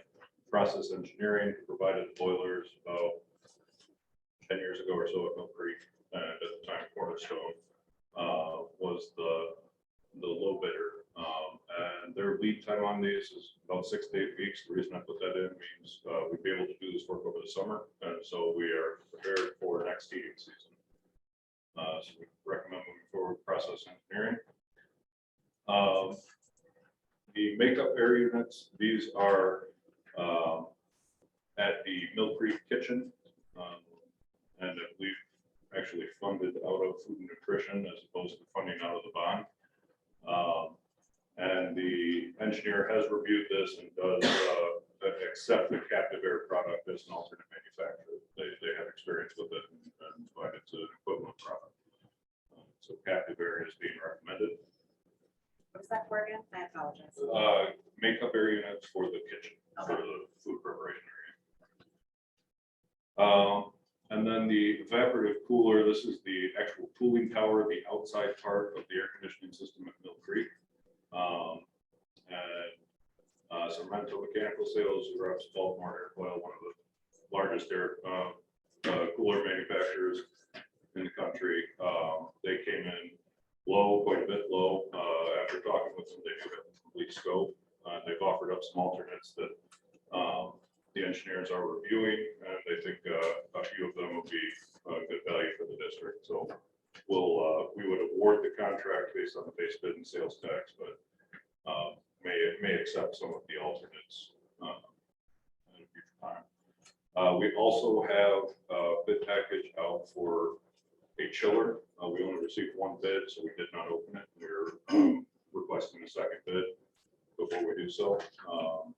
And then some additional rooftop air handling units. They're also at Mill Creek, but they're serving, I believe, the old baking room,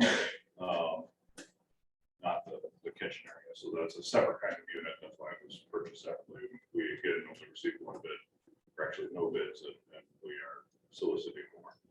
So sorry for running through that, but that's what we are looking at. Our total recommended contract allowance right now is the 576,083 minus 85,184. So about 490,000. And then the installation is not included. That will be bidding now on May 11th. We have 4 different bidders that have participated in walkthroughs through the district and are very interested in going after, including 3 local contractors, one out of Jackson and one out of Lansing as well. So we are currently holding a budget of $2 million that we believe will be slightly less than that. So that would be the complete mechanical system package, as well as the rooftop units that are currently recommended. Yeah, so that the last 2 were kind of the whole pages of what were there. You'll see on the right with the rooftop units and chiller, those are kind of estimated of where they are. So kind of what the prices may be when they come in. So we wouldn't, as of right now, what we'd be asking for is approval to order several of the pieces of equipment or some additions to pavement that work. I still got the pavement to go to. I still got more to go. And not I just want questions for I know, yeah. but not approval yet of the bids for the actual labor, because we're still waiting on those till we plan in the remaining dollars for the series 1 of the bond, enough that for the estimate for the labor for what's proposed today. It's just for equipment, and the labor will come later. We gotta get the equipment in the hopper. We need to get in the order cycle. So we just talked about items, we're looking at our agenda, we just talked about, am I correct? B, D, E, and F, correct? Because you're pulling C. B, That's- points. yeah, okay. Yes, B, believe those are right. And we haven't talked about A yet. B is. Nope, we yes. haven't talked about it. That's great. I don't know about that. Go ahead. I do have one question. One of the things we talked about at the last meeting was the difference in price that we were seeing. And I guess I was just wondering, obviously these are things we need, and obviously there weren't a lot of bids. I guess I was just curious, more than anything, to know, are these prices what we would be expecting to see, or are these greatly inflated from what we might have seen? I was actually quite happy with the prices. The column on the far right on this is the estimated amount. That was what my mechanical estimator put in. And then, due to what we were seeing in other districts, he inflated it quite a bit because of, everything. Supply chain issues and everything else. So it was nice to see these numbers coming in. For instance, the evaporative cooler, they're at 210 and 313. The aluminum door was slightly over about 10%, but everything else was under budget. So we were happy to see that these numbers came in more at 2018-19 price range as opposed to the inflated ones we've seen. What's the time you have one time lead time 6 to 8 weeks? Are the rest further out? The rest are further out. The chiller and cooling tower are this winter, which actually works well with our installation timeline. The reason I put that in about the water heaters, and boilers is, because that does give us the opportunity to do it this summer. But before we get to the heating season. Well, we're looking at 6 months for the chiller.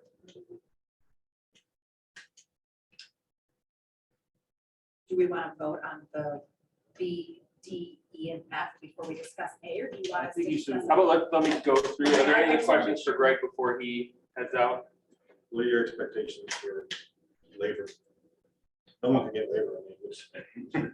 So we have 2 of the 4 bidders that have gone on the walkthrough. We're actually looking for work this summer, but more this fall with the chill water work. So they were confident that they actually had labor available. This summer will be a little bit of a push. They've all said, yes, we can do it, but it's going to be 1 or 2 people. It's not going to be a 6-person crew coming out and doing it. So it is limited, but because of the limited scope of what we're asking for this summer, everybody was confident they could take it on.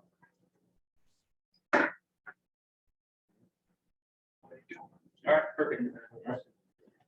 So the next part here, talk about this, you've seen this one before, we have already, so this is the bleacher and the base bid for the paving, which the board has already approved. So for the southern bleacher, that is already, the board approved that PO has already been set for when they, for the bleachers.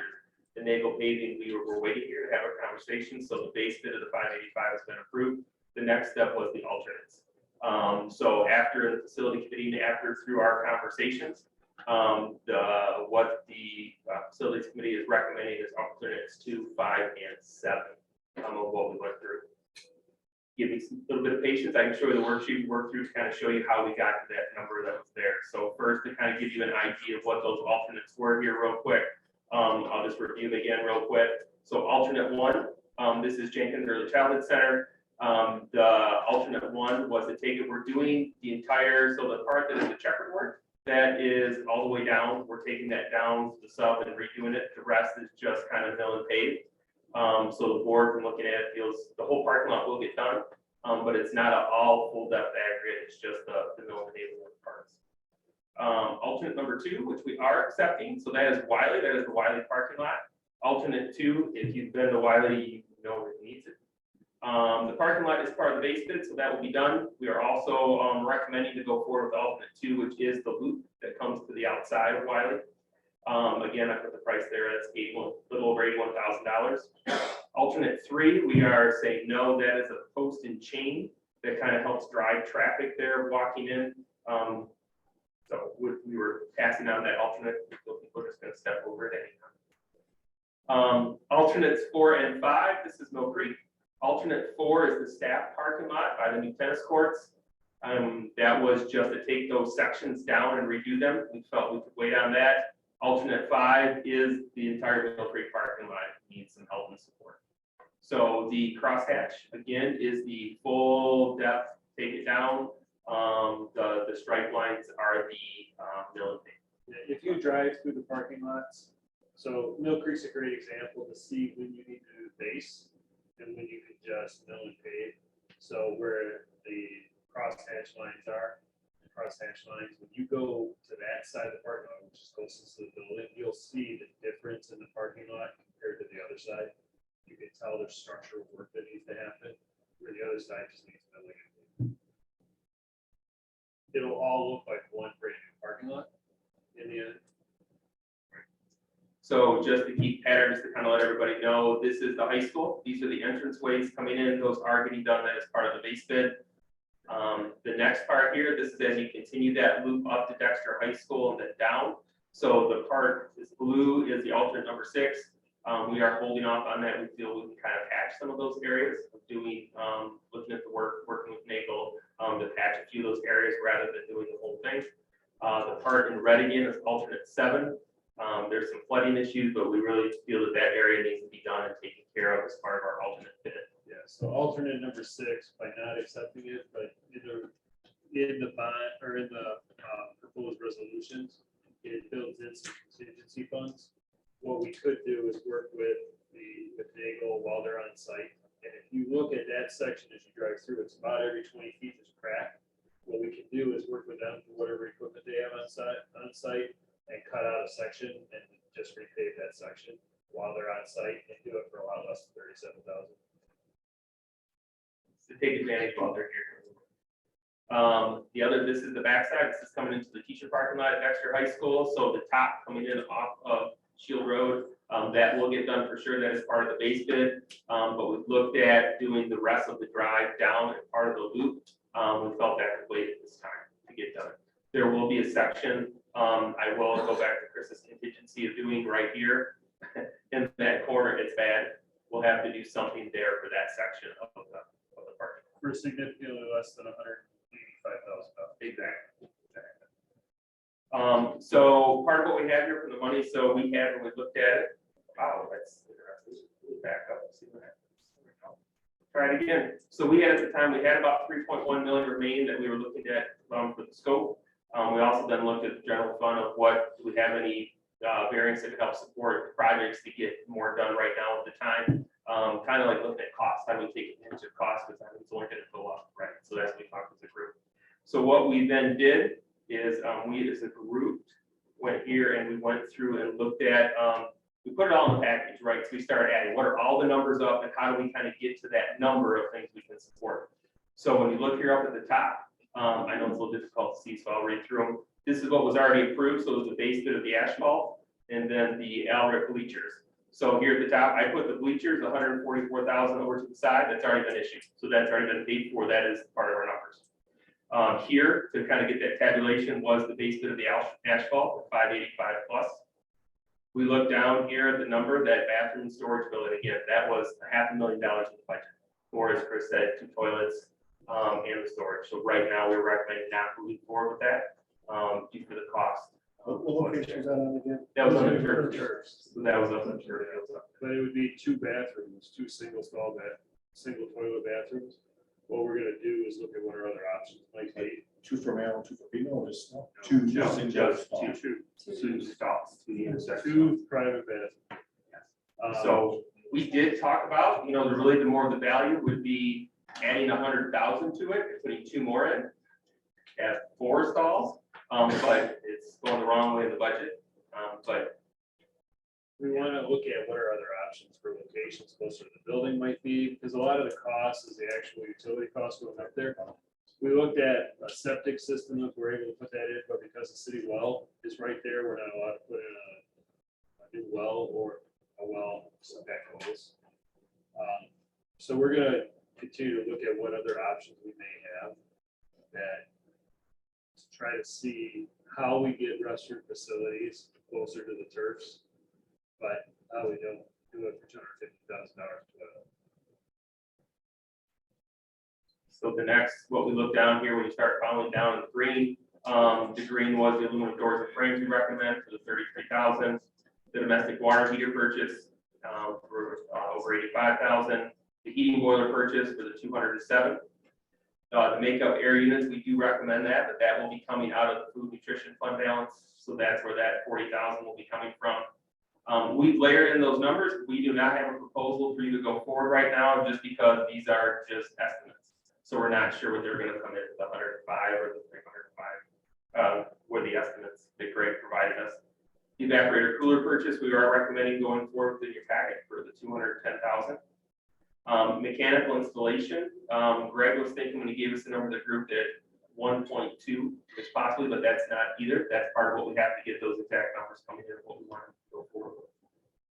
When you tally down here, if we don't have to do, get rid of those for now here on your spreadsheet, Chris, I'll add it back in. These are the alternates right here. So that's the 81,000 for the school drop off, the 202 for the Mill Creek for alternate number 5, and the 56 for the alternate number 7. So currently, right now, what you would be looking at is right around that 1.4. Which would leave us, we believe we have closer to 3.5 to 3.6 million left in Series 1. So that'll leave us enough money for that 1.2 million worth of labor cost on the large HVAC and mechanical package. It's the same vendors and companies for most of the work. That's why we package them together. The bond was passed and it was in 2 series. So we have Series 1 was about 54 million. Series 2 is about 17 million. So this is close to the remainder of Series 1. We moved some of the projects from Series 2 forward that are mechanical, and some of the Series 1 projects to Series 2 to make room to move the mechanical together. Because when we originally set it up, we weren't sure usable life where we would hit windows. Usable life, we knew we'd be looking at it towards the end of Series 1. And if we're going to get the labor work on site for the different mechanical work, it makes sense to put the mechanical together. For example, if you're gonna do if you go up a little bit, if you're gonna do a cooling tower, you should also do the evaporative cooler at the same time. I mean, there's things that go together that when we first laid out the specs of the bond, could have gone either way, Series 1 or Series 2. We decided it would make sense to get it set in the market. And we're in a nice window because we can get enough lead time so that the chiller equipment can be installed in the winter. And then anything that involves hot water can be done prior to school starting, or next year, anything that involves heat can be done after we have to turn the air off. When we went through and looked at the equipment too, I had lots of conversations with Brian Schuler and Josh Whitner, our BG guys. They know the buildings inside and out. They've been phenomenal about saying, here's what we need and why. So we did have a lot of conversations with them when we looked at mechanical, what to put in, like where are our needs to make sure we have it. We had a problem a couple of years back where we had the high school chiller went out and we had to do an emergency rental and put a chiller outside and run that. It was a monster of a machine to try to cool the building. And then we had to do a new cooling tower at Creekside. And we finished that work up during the pandemic when the buildings were empty. But what happened is that was $1 million to do it as an emergency. We're trying to do it at a time before it goes out. We were stuck. It was something we planned to do in Series 2 and then it died. So we know the Mill Creek work is kind of that same lifespan, and we want to get ahead of it before it goes out when we actually need it, because it's going to go up. They are doing amazing things to keep everything done. So when you look at the total, by the time you put the estimates in, and where we sit here at the bottom is that 3,071,000. That has in the estimate for the installation and then for the other towers. So that's where with the other contingencies at 3.5, I think Cayman kind of fits in that window. It's kind of where when we talked as a group, what are the needs for asphalt? What are our mechanical needs? Where do we fall that fits within that Series 1 bond? And we built in any of the resolutions, we built in a recommendation for a 15% contingency. Just knowing the markets right now, and there's anybody that's ever done renovations on your home, it never turns out to the price you start with. Whenever you do renovations or replacements, there's always something that breaks in the process that requires some kind of site condition change. That's my question. So I see that it looks like the contingency built into the asphalt bill bid, but the other look like the base bid. So I'm just making sure. Yep, so when you look at the top, the way it reads, it's in there, it is the base bid on each one. That's how I read it. There at the very top of it, it costs not to exceed that 615,000. I don't know if that number needs to be adjusted to now that Greg pulled out that other bid that was in there. We need to adjust that number. Let's leave it, and then we can adjust when that bid comes in. We're not obligated to spend it. Yeah, we're not obligated to spend it. We can adjust at that point. What we did I was just we wanted built to, in. sorry, just back up before you have more information. So if you go to the asphalt, and we've got 585 plus the 81 plus the 202, right? Yeah. I'm sorry, I should have. Where, Let's check. I'm just checking. as far as the money for the asphalt? No, the whole thing. I think it's because these are for the equipment only. Am I wrong? Is It it goes only over for the the- asphalt. It is, Oh, I'm it is sorry, in, okay. yeah, so it's built in the asphalt, I was making sure. Okay. yes. So you get to 924, and then you've got 1,063,000, right? Is, right, divided by 924, that's a 50% contingency for the asphalt. So I'm asking, do we have a contingency for the other items? No, that- not on those. Okay. Those are purchases of equipment. The contingency will be on the labor side. Thank you. The asphalt's for both the asphalt and the labor. So that gets back to Lisa's question, which is, we've got a fixed bid, it won't go up unless labor. So what we did is instead of bidding out to any vendor and any contractor to be able to install a chiller of their choice, what we did is we spec'd out what chillers we needed. And we bid out for the chillers that we, and the way the labor's bid is, we're saying, we are purchasing this chiller. How much will you charge to put this in? So the chiller cost is fixed. All of those actual purchase of the equipment. So the 15% will be built in on the labor side when we get to that. Put this in perspective, tell me what I'm wrong, tell everybody else right along. Basically, we've got a certain amount of money left in Series 1. And so people have been working to figure out what do we need to do to wrap up Series 1. We have to wrap it up before we can issue Series 2 and go into the next phase. And so there were things that we thought we could bring to the board tonight, and for various and sundry reasons, not having enough bids, not having enough information, things changing. We're postponing until we have good information to bring forward. Meanwhile, there's a placeholder there, so we still think we can do it to wrap up this series.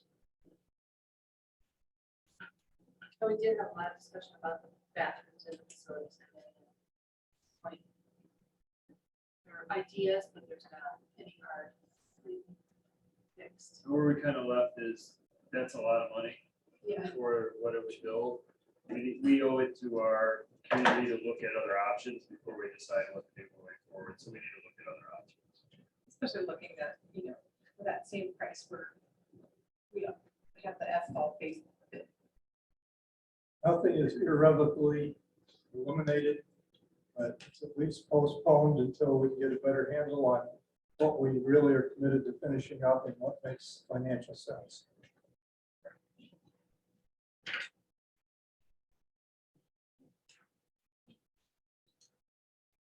So I would make a motion that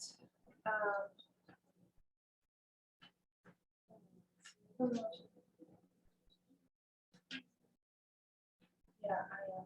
Well, I wasn't gonna read all of them, but I just read it. We have to read all, okay. I move the Board of Education award bid package 132-1 asphalt rehabilitation alternatives number 2, 5, and 7 contracts to Manuel Levy, Inc. for a total project cost not to exceed $1,063,934, which includes the asphalt base bid approved 321 and the contingency and assign contracts to Granger for management. I'll second. Any discussion? Any more discussion? All those in favor, say aye. Aye. Aye. Any opposed, say nay. Right. I move the Board of Education award bid package 26, category 262201, aluminum doors and frame to Curtis Glass Company for a total amount not to exceed $33,000 pending final review of the alternate and assign contracts to Granger for management. Second. Any discussion? Hearing no discussion, we'll put to a vote. All those in favor of approving the motion, say aye. Aye. Any opposed, say nay. Request. I'm gonna move to table bid package number 26, item C, until we have further information. And someone want to second that? I'll second. Any discussion? That's the one premise that just came in before the meeting. Yeah, that's excellent. Any discussion? We'll move to table the bid package number 26. All those in favor, say aye. Aye. Bid package, item C. Sorry, This is all item bid C. package 26, we don't want to. Yes, the domestic Item water. C. Correct. Thank you. Aye. All those in favor, say aye. Aye. Any opposed, say nay. It's been tabled. Board of Education award bid package number 26, category 262301, heating boilers to process engineering for a total amount not to exceed $207,760 and assign contracts to Region Management. I'll second. Any discussion? No discussion, we'll put it to a vote to approve package 26, category 262301 heating boilers. All those in favor say aye. Aye. Any opposed say nay. I move that the Board of Education award bid package number 26, category 262305, evaporative cooler to Sarmento Mechanical Sales base bid for a total amount not to exceed $198,252 and assign contracts to Region Management. I'll second. Stay moved and seconded. Any further discussion? I just have one question, I should ask earlier, just the contracts for Region for Management were not built. That's already in. All those in favor of approving package number 26, category 262305, evaporated coolers to Sarmento Mechanical Sales, base bid, say aye. Aye. Any opposed, say nay.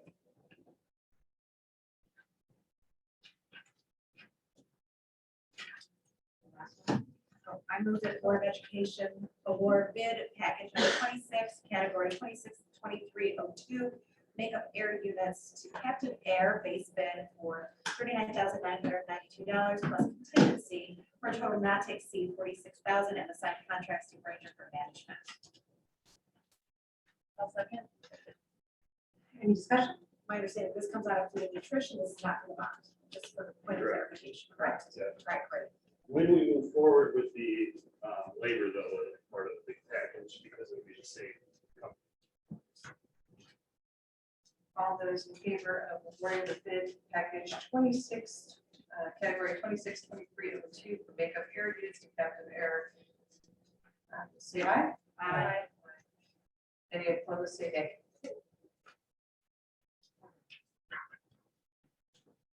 We are finally out of action items and we're moving on to discussion items.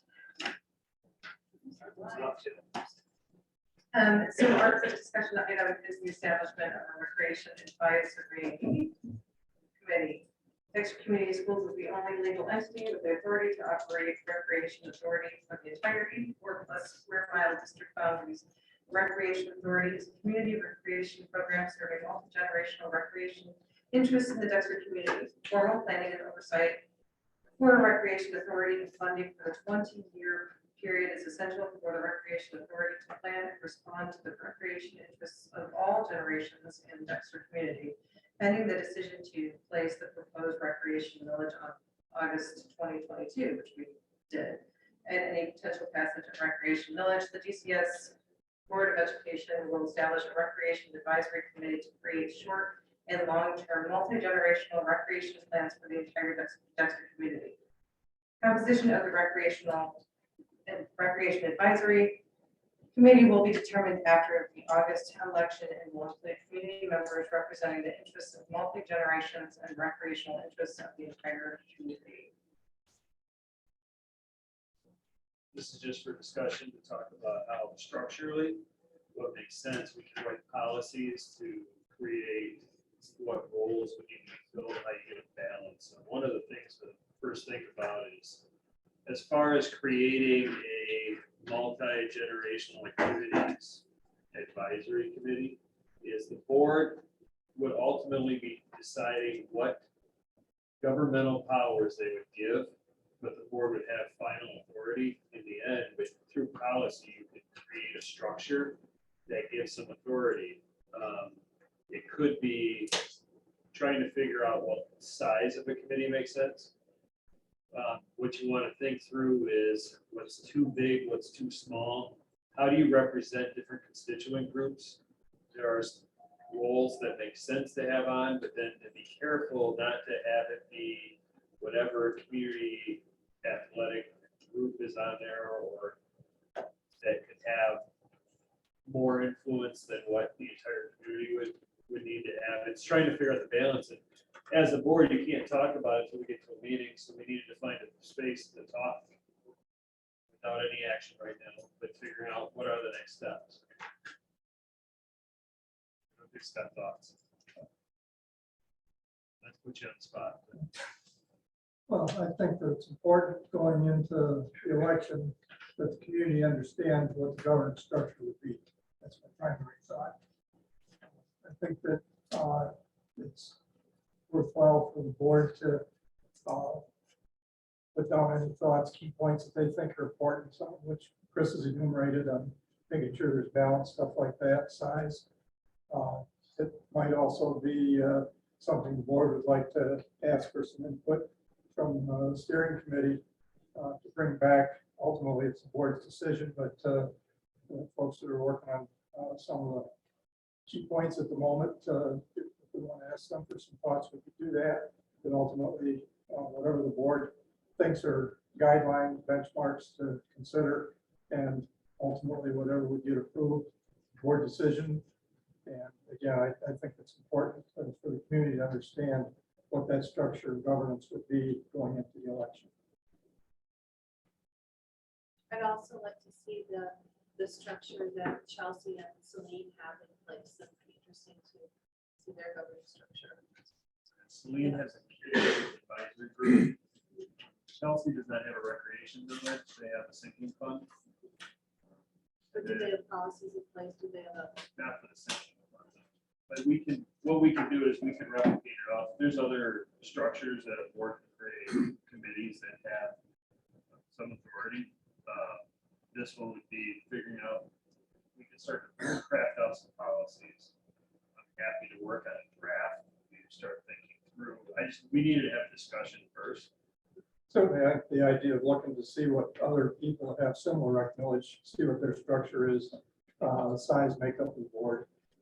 I think that in my mind, there's some positions that probably ought to be there by virtue of people's position. So it's not a person, it's a position. But I think the majority of the board really wants to be citizens from the community. The advisory. The advisory committee, yes. Yeah, I think that's a great idea to look at other communities, how they run it. Like, and you know that we have several examples, like with East Grand Rapids, has one. So it'd be, I think that'd be a great way to sort of look at it and you know, not reinvent the wheel. We don't need. Or at home. Or at home. Yeah, and I like Dick's point that there are certain positions that probably should be part of it. But I also like the concept that there are sort of community positions. What I wouldn't want to see is that the advisory committee be limited by the focus of the people who are on it. Because I feel like there is, you know, one of the things that we felt good about was that there was a lot of opportunity here to expand and grow, and that's only going to happen if we have people on there who are thinking about all the different ways that recreation and programming can happen, not just sports or theater or, you know, single sort of interest.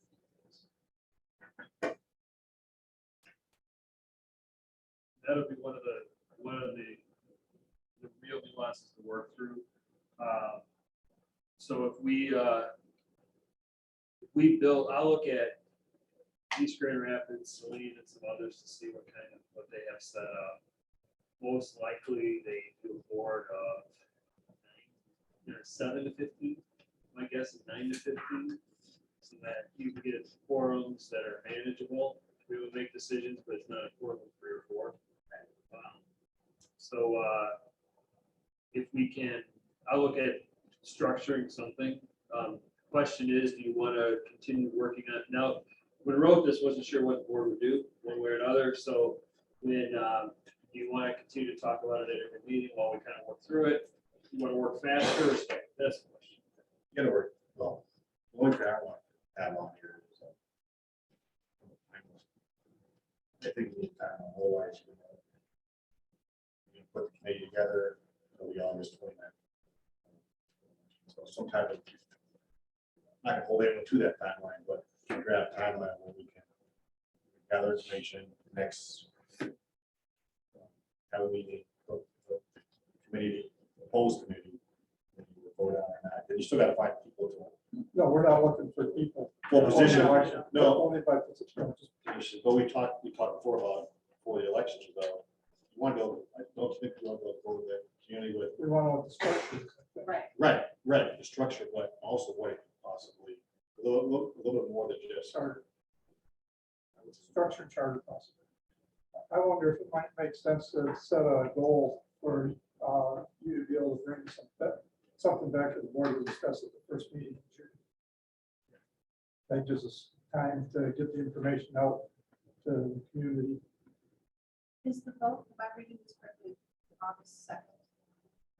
The election, so we've got 3 months. Yeah, we really think it's more like 2 months because of all the absentee voting. Yeah, that's what I was gonna say. I think the sooner the board can get information about what is being done elsewhere so that we can be thinking about it, I think that would be helpful. And I agree with Dan that I think this, if we can get to a point where the structure is identified quickly, I think that would be helpful to everybody else. And it doesn't have, it can just be, each of these positions, 3 community members. But yeah, I think people are going to want to know what it's going to look like. So I kind of think ASAP personally. We just have one more meeting in May, 2 weeks, is that correct? I'll try to get something, the We meeting have May done 16th. Yes, thank you. Some kind of time. No later than. I think if you First came meeting back in with like some information from East Grand Rapids and Celine, if their sort of structure, that would be something at least that we could discuss a little with some knowledge. Right now, obviously, the discussion item came up and we didn't know what the result of our first action item would have been. So, but to your point, the sooner the better to get into the discussion and to really hash this out, so that we can provide that information to the community. And the purpose of this was to have that initial conversation. So this sounds like collectively keep working. Yes. I will not. be As soon as possible, but no later the first meeting in June, I think. Keep working. Well, we're keeping the conversation going, so we're getting more information to be able to keep informed. And then I've got copy. No, I wouldn't do that. It froze up and I was trying to put a note in my calendar to, It's for timelines. Do we need any more, I missed the one last week. Was that, To set more up. that the week before? Yeah. That could be more, ideally, more meetings with, who shows up, get the word out. Is that the one before that, how do you get the word out? You had 40 people at the meeting last week. That was true. 130 in there. 40, 40. There's more like 15 in June. And how do you, and I really think it's important to have the needs, like how do you show the needs and how does the community assess the needs, right? So if it's a $300,000 budget for seniors, there was an article that did point out that was in sometimes about Chelsea's services and what they provide for the services, what it costs for the services that they provide, what the community is benefiting. I know that, I'm sure that that's out there. Sure that that's. Many people have that down. Anyone else? Okay. Sounds like we've given you a task. So try to put it in right now. Good, we'll be ready for the next one. So next item on your discussion items is the Summer Learning Institute. Our packet includes a summary proposal for a summer reading and math targeted learning support program for students currently completing kindergarten through 5th grade. And this item is presented for discussion this evening.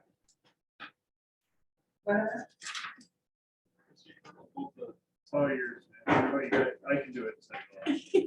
I had to reboot. Sorry. So we put together a proposal for a summer learning institute to address some of the learning loss that we know has been a result of COVID-19 in the last 2 years. In doing so, we've really tried to be intentional, be thoughtful about this delicate balance that our staff as a whole are tired and need a break. Our kids as a whole are tired and need a break, but we also understand that there's still work to be done and we need to provide some sort of support to our students and support to our staff as well. So as you'll see in the proposal, it's it's not as many days as we probably could have gone, and it's more days than not doing anything. We've tried to hit a sweet spot here of how can we make some meaningful use of time throughout the summer. So we've really looked at this model of accelerated learning. Accelerated learning is a model that we're going to teach kids where they're at. We're going to be very targeted, very intentional about the work that we're doing. As you'll see a little later in the presentation, we're going to use assessment and 3 different types of assessment to really make sure we understand the needs of our students and to make sure the instruction that we are putting forward is going to be appropriate for them and just in time is the phrase that we're using. So there'll be great appropriate assignments, strong instruction, deep engagement, and teachers' goals, high expectations for the students. So the goals of the Summer Learning Institute, one, we have to have fun. This is summer. So our staff and our students, we have to have a good time with it. We're going to work to keep group sizes pretty small so that our staff can get to know our kids even better and our kids can have a lot of contact time with staff. We are working to provide targeted small group support in reading and mathematics for exiting kindergarten through 5th grade students. So incoming 1st through 6th grade students, we think of it either way. Increase joy and engagement through some fun opportunities. And we'll talk a little bit about those. And again, the overall goal is to close achievement gaps that have been created by COVID-19 pandemic. We'll talk about how we're going to use data to monitor the work that we're doing. So who is SLI for? Again, exiting kindergarten through 5th grade students. Students will qualify for the Summer Learning Institute through end of year assessment data and teacher referral. Right now, we've started assessment season, so we will have data pretty shortly about where our students are falling and how any student that would potentially qualify for intervention that we're currently providing. Those might also be students that would benefit from some intervention over the summer. We also know that our teachers have students that they've worked really hard with. They're providing some tier 1 or tier 2 support for kids in the class. And these are students that would really benefit from some additional learning opportunities throughout the summer so that they don't have that summer slide that we traditionally talk about. So we will work with our intervention team and our teachers to identify students. The goal is to serve about 135 students in exiting K through 5. And we'll talk about how we came about that number. Those 135 students, there will be 2 sessions, session 1, session 2. So in theory, we could have contact with 270 kids, but we're hoping that our students will sign up for both sessions over the summer programming. So progress monitoring and assessing, this is going to be a really important part of our work. Right now, we're doing screening. So a lot of the assessments that we are giving in the school setting, they give us an indicator that this student is on track, the student is at risk, the student is above grade level. They really give us a generalization of where students are. It would be important that once we identify any students that are flagged on a screener, that we do some real deep diagnostic work to really be intentional about the work that we're doing. The 2 literacy programs specifically that we'll be using for our kindergarten through 5th grade students, SIPS and LLI, really do a great job of providing a diagnostic assessment to give a clear pathway for the teacher of what skills that student is struggling with and how the teacher can teach them those skills over a short period of time. We've been piloting SIPS in kindergarten intervention, and it's been working quite beautifully. Kids are making gains at rates that we haven't seen in intervention before.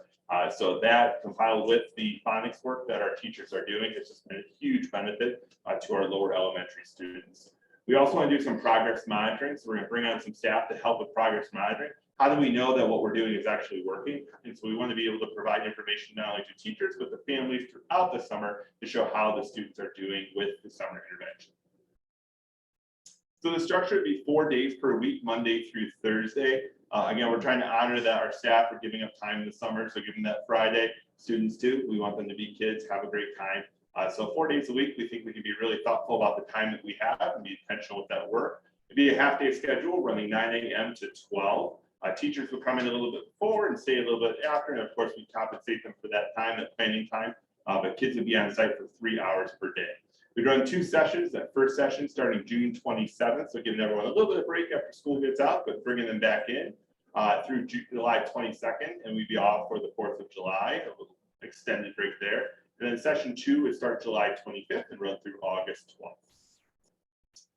We have 3 cohorts of students divided into 3 groups. So cohort 1 would be incoming 1st and 2nd grade students. So those exiting K, exiting 1. We'd identify roughly 45 total students. And of those 45, we'd break them up into 3 groups, 15 students each. And we'd be really intentional about the need of that group. So if there's a group that really needs some support with some early phonics skills, we try to be thoughtful about grouping them together So the teacher and the co-teacher or the support can really work with kids on those skill sets. Same will be true with math. We'll try to work through groups to make sure that we've been thoughtful about what kids need, what skill, and how we're going to be able to provide it. So we have 9 groups of 15 kids or 3 larger cohorts of 45 students. And that's how we get the 135 kids. Staffing needs. So we are projecting that we will want to hire, and we've heard from our teacher ranks that people are interested in doing this work. 2 directors to kind of help facilitate. Last year with the big undertaking, we had 3 directors and it proved to be really helpful. Not only with people having planned vacations, but just typical sickness, people needing a day, that second director can really help substitute in and teach one of the classes if need be. This camp will not be quite as big, or the summer learning opportunity will not be as big as camp was last year, so it should be more manageable for our staff as well. We also would like one assessment or intervention coordinator, again, someone helping progress monitoring, helping giving plans, and really being a support to the teachers to make sure that they're doing the best that they can with the time that they have with students, because we know it's limited, so we have to make it impactful. We'll need 9 lead teachers for those 9 groups, and 3 to 5 paraprofessionals, depending on IEPs. We'd also like to utilize, we've heard from our DHS students, they really love working camp and they'd love to come back, and we thought nothing better. So we'd like to hire 9 DHS students to come in and be a co-teacher or be a helper in each classroom. So you'll have roughly 2 to 3 adults for 15 kids, which is a really great ratio. And then of course we bring in a school nurse to help out just to make sure that everyone's staying safe over the summer. And that's a lot. So a sample schedule will look as such. Kids will have 3 one-hour blocks. There'll be a literacy work time, math work, and Spark. Within that hour, not the whole 60 minutes, will be on instruction. We'll of course take some time to do a morning greeting connector in the morning. Sometime in that middle section, kids will have a snack. And then in the afternoon, or the last section, I should say, there'll be a movement break. So we'll work to make sure that kids are not doing school for those full 3 hours, that we're making it fun and we're giving them a chance to catch the breath as well. Literacy work will be intentional grouping, systematic construction of phonological awareness, SIPS. That's a program I've been talking about. So again, we'll administer a diagnostic the last month of school, so we'll know exactly what we need to work on with students. And then we also have level literacy intervention kits, which we're currently utilizing primarily in grades 2 up, that will help to support students that have any difficulties with reading comprehension. We can support them in that way. And again, the goal there is targeted small group instruction. 15 kids, teacher being able to break it up into groups of 3 to 5, some really high quality time every day. In our math work, we're really going to be focusing on numeracy and algebraic concepts. As we analyze our NWE scores, we see this is an area that we traditionally need to address. And the great thing about doing numeracy and algebraic concepts is you can do so much of it through games. So we can do a lot of games, a lot of hands-on fun, getting kids with tangible materials to build those skills. We don't want math intervention or math support to be a workbook. We don't want to be worksheets over the summer. We want kids to find meaningful opportunities to apply mathematics so they can really build their skill set. And then Spark work. We've talked a little bit about launch. We've talked a little bit about Spark. As many of you are aware, Spark and the Spark team is something that Dexter has been focusing on over the last couple of years. Through the guys of Molly and some terrific educators in the district. They've really built this beautiful model. We have a lot of teachers that want to try it, but they're nervous. They're nervous to try it during the school year with some of the constraints of, I need to teach this much, or I only have so much time. And we've heard from teachers, if I had a little bit of a playground to just try some projects, to try some inquiry-based learning, I'd really love it. So we have teachers that are super interested in helping in the Summer Learning Institute and teaching in more of a project-based way, where it's not as high stakes, where teachers can make some mistakes, kids can make some mistakes, and we can really have a great learning environment to continue to build project-based or place-based education opportunities. So our projected costs, so we just ran some preliminary numbers here, but DEA staff, we were to bring on 13 individuals for roughly 4 hours a day, 4 days a week for the summer program. It'd be roughly $85,000. Hiring DHS student assistants around $11,000. Paraprofessionals, a rough estimate would be around $7,300. Again, we won't know that number until we have a better idea of special education students. That number could be less, it could be a little bit more, depending on how many students with their IEP come with paraprofessional support. We've worked with transportation. The interesting thing with busing is depending on where kids live, we might need 2 buses or we might need 5. So we went with the highest projection here. The maximum would be at roughly $16,000 if we had kids on every corner of the district. But if we had kids in neighborhoods, that would obviously, we'd work with Deneen and Lori to be as efficient as possible with our bus runs. Food, there's an asterisk there. We had a great conversation with Jennifer Madsen and her team. As many of you are aware, we've been receiving a lot of our food, and kids have qualified for free snacks, free lunches through the USDA. Right now, there is some legislation that is in the House and in the Senate that we're unsure what that will look like after June 30th. Is that right, Chris? It's actually after the last day of school. Is it the last day of school? So Currently, where the law is, and the extensions for the free lunch for all students, the last day of school ends. So we are waiting to find out what that will look like. We're committed to feeding the students. We're just unsure if it's going to be free or if it's going to be a cost to the district. So we'll have a better idea of that number in the next couple of weeks here as Jennifer learns more about that new guidance. Support materials and consumables. We would need to purchase a few more of those SIPs, those literacy intervention kits, to be able to provide it to. We currently do not have those kits for our 3rd, 4th, 5th, 6th grade. We're seeing great results in them in kindergarten through 2nd grade, and it's something that we'd like to expand upon. We already have the LLI, those level literacy intervention kits. We also know that potentially those SPARK teachers and our math teachers could need some funds for some consumable materials for projects. So at a minimum, we're looking at roughly $135,000. And a maximum probably $200,000, thinking about that food cost. And again, we'll have a little bit more of a clear picture for you in the weeks to come. So probably by the time this comes up for action, we'll have a better idea of that actual number. So I guess we're looking for consideration up to $200,000 to run a summer learning institute for roughly 135 to 270 Dexter. We're going to have to run budgets on what the routes will look like for busing and what it'll look like in terms of if we hire student assistants, how old they are based on their age, what we have to pay for mixers or not mixers, staff, what the numbers going to work out on the new contract, et cetera. So we're going to need to have some play, and then whatever the mixers rates are going to be, we have some numbers to run. Just to give an estimate, but we think it'll be under 200,000 at the end. So it'll be somewhere between 135 and 200,000. We discuss this. Yeah, this discussion. Let me throw a wrench in here. So 9 to 12. Working parents, is there both parents work? Is there a thought or into this where maybe possibly early drop off, early pickup, and transitioning the kids in the morning to maybe one of the Dexter summer programs, so they, you don't drop them off to an empty house, or vice versa, the kids doesn't walk out the street, it's an empty street. Currently, Camp Dexter is working with a waiting list based on what we can staff. So we're going to continue trying to build how many staff members we can get.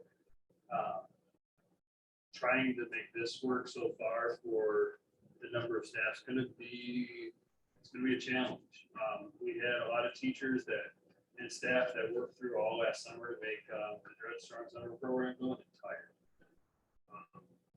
And we want to make sure that we put our most skilled staff in front of our kids, and we're hesitant to hire outside for this if we can avoid it. I'm not talking about the staff or the teaching. We can't staff Camp Dexter for the aftercare components, and we're already at max, and we're building a waiting list to see what we can add. It's a challenge. Well, the only concern is that you're gonna get the parents who can afford to send their kids, and then the parents who can't get them there. How do we get, I know I like the bus house, my questions there, and I had a question about really like that, but working parents, especially, working parents. They don't from home, they're not on salary, where they can have flexibility, they're gonna be, I'm not sure how many parents that is, but there's gonna be quite a number of them, I'm assuming. We do run bus routes to wherever they're getting daycare. I'm gonna say we got to think about something about before. That's all. I don't know how to get, I don't have a solution for it, but I think that's gonna be. I think it's something we can absolutely look into and consider. I think another thing these kids would have to be somewhere during that school day. So if we're taking them for 3.5 hours of the day, 4 hours by the time you factor in busing, hopefully that'll alleviate the cost of childcare for a family for 4 hours or 4 days per week. You know, whether that kid was with us, the Dexter schools for 9 to 12, or where are they going to be from 9 to 12 every day? So the point's well taken, but I think that like we saw from Dread Summer last year, which was also half-day programming, we had a lot of students that we were able to make something work to support them. So this would be a free program though to Correct. the kids who are experiencing. Correct, absolutely. Thanks for clarifying. And then what happens if you identify more students? Good question. We would want to identify more students than the projected seats, in the sense that we know that some families and some kids are going to respectfully decline. So we would work to that. If there is need for more and we have the staff to make it without losing the integrity of the target instruction, I think it's absolutely a conversation we can have. Like I said, we're in the middle of that screening cycle right now. 135 kids per session, or 270 students over the 2 sessions, roughly gets us about 10%, 10 to 15%. And when you look at a MTSS model, that would be about the number that we would want to give some targeted instruction to. So we're right in that sweet spot. We wouldn't want to make it too big, and that we wouldn't be able to provide small group intentional instruction to all those students at the same time. So I think the district has offered intervention in the summer previously, is that right? Yeah, not at this scale. So that's what I wondered. Can you sort of explain, like, how many kids have we served before versus this? I'm trying to sort of understand in scope what more this is. Yeah, we always run a summer extended learning program for some of our most impacted special needs students. We have run summer tutoring and math or reading intervention for 50 kids. roughly. About 30 for very long. But that's not as long of a period. What we're trying to do is do more sustained long-term engagement so we can get more significant gains, but then also target how we're going to support the students based on some specific areas for the individual kids and broaden it. So we've done in the past different variations within 31A or Title I funding guidance, or not guidance, regulations. This would be open more broadly and would require general fund dollars to be able to support. Yeah, thank you. I think this sounds great, and I really do appreciate the level of detail and specifics about sort of what you're looking at and specifically how you're going to monitor things. I think the community will be really appreciative of understanding that, and the families who are going to be involved in the program. Yeah, I have just one thing to kind of consider. I don't know how realistic this is, but I know that there was a reasonably large amount of money allocated to the student assistance. So I know that there's somewhere like 200 kids in high school NHS right now. And so it's kind of becoming an issue on like where all the hours are coming from, because there's just not that much service. So I don't know how realistic this could be, but if there could be some sort of, it is a service opportunity, and most NHS students, I would assume, are qualified to participate in this. So if there would be offering, it would, kill two birds with one stone. You get some hours for these kids who are gonna need them, and then it kind of cuts some off the cost. So I can look into that as well, but I just want to. Good board member. They can have community service. Yeah, like for NHS. Like possibly babysitting. Yeah. Kept to stick around. Possibly, yeah. Yeah, I think we can look into it. It's a great suggestion. I think one thing we found last year is by compensating the high school students, they really took it seriously. It was a job to them. And we do want to communicate to the high schoolers that we'll be supporting that they're there with purpose. And yes, supervision is a part of it, but we're there to teach and we're there to support kids. So it's a great suggestion. And as we start to look at the number of students, we could absolutely come back to NHS and look for additional volunteers and supports. Along those lines, I was just looking at the line item for parapros, and it seems like, I'm not sure that the new assumptions that you were talking about made it the hourly, unless they're not going to be there full time. It was 3 hours a day, right? Okay, 3 hours. Is that what the student assistants are assuming too? Okay. We may need a little more. We need to kind of work through numbers just to find out. This was the first go around to say, okay, are we on the right track? That's why Ryan was pretty clear saying it could be upwards of 200,000. So we'll work through the final numbers. Especially if we could think of what we do with based on the feedback. So NHS, if we could talk about care options, what are our options. Thank you, I appreciate it. I just want to thank Ryan and Steve for putting something together. I gave you a pretty tight timeline. Hey, Ryan's been doing a lot of work lately. He always does a lot of work. You're just seeing it all. That's what I said. Is there any more discussion on this? Okay, we will move on to our second opportunity for public participation.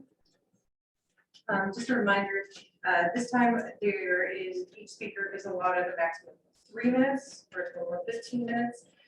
Unless otherwise notified, each speaker will again be asked to announce their name and district residence and indicate if they represent any organization or agency.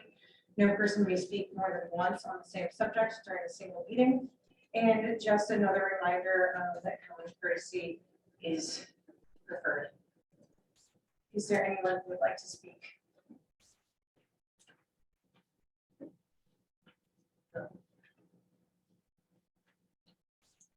Hi, my name is Bill Bernard, and trying to think where I should start here. I went to the meeting last Wednesday and now tonight, and I really had my eyes open to this recreational village. And I think a lot of people are possibly blaming Dr. Timmis for this. In reality, what was said tonight and last Wednesday was that you 7 sitting up there are the only ones that have the ultimate authority to run this program. And you have the judicial responsibility also, I heard, to run this program. So I think Dr. Timmis works for you, you work for us. And that's sending him to East Grand Rapids or wherever you want to send him. Well, if you're gonna call, no, they should, I think some of this board members should go there and see what goes on. I feel it's your 7 responsibility. And if this thing goes down or up, you guys are the ones that get the credit, or you're gonna get all the hassle.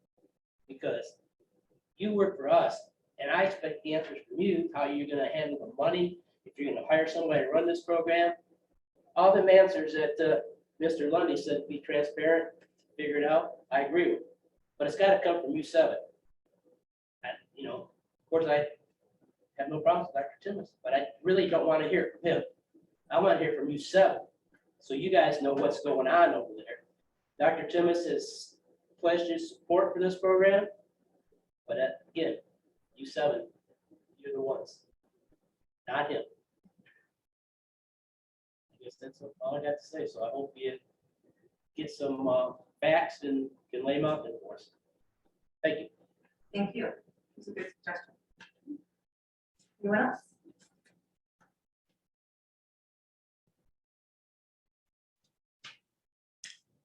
Okay, seeing no movement up to the podium, we will move on to board comments. I got to go to a poetry program at Anchor where I got to meet all my daughter's students. And I got to read all of their poems and see their drawings and see their handwriting. And it was so cool. And we got to eat donuts. So how could that be bad? So it was just really great. So everybody just kept saying, it's the first normal program we've had in so long. And it's hard to hear that, but it was so fun. She was just hilarious.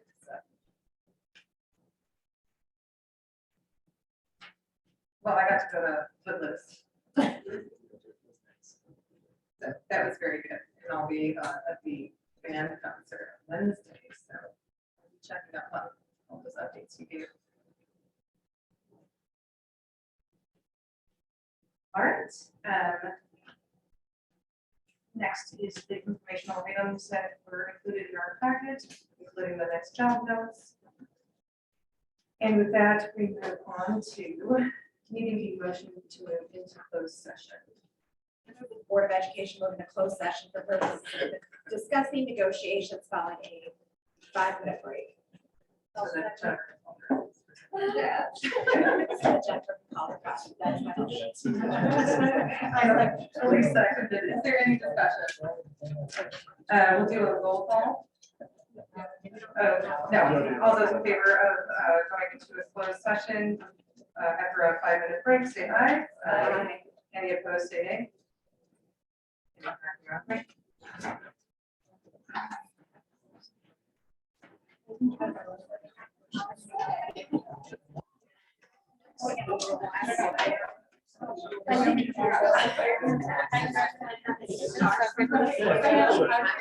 It's going pretty well. I saw the final Thank you. And still IB next year, so it won't be easy to be. Bill, thank you. For sure. Yeah. Yeah.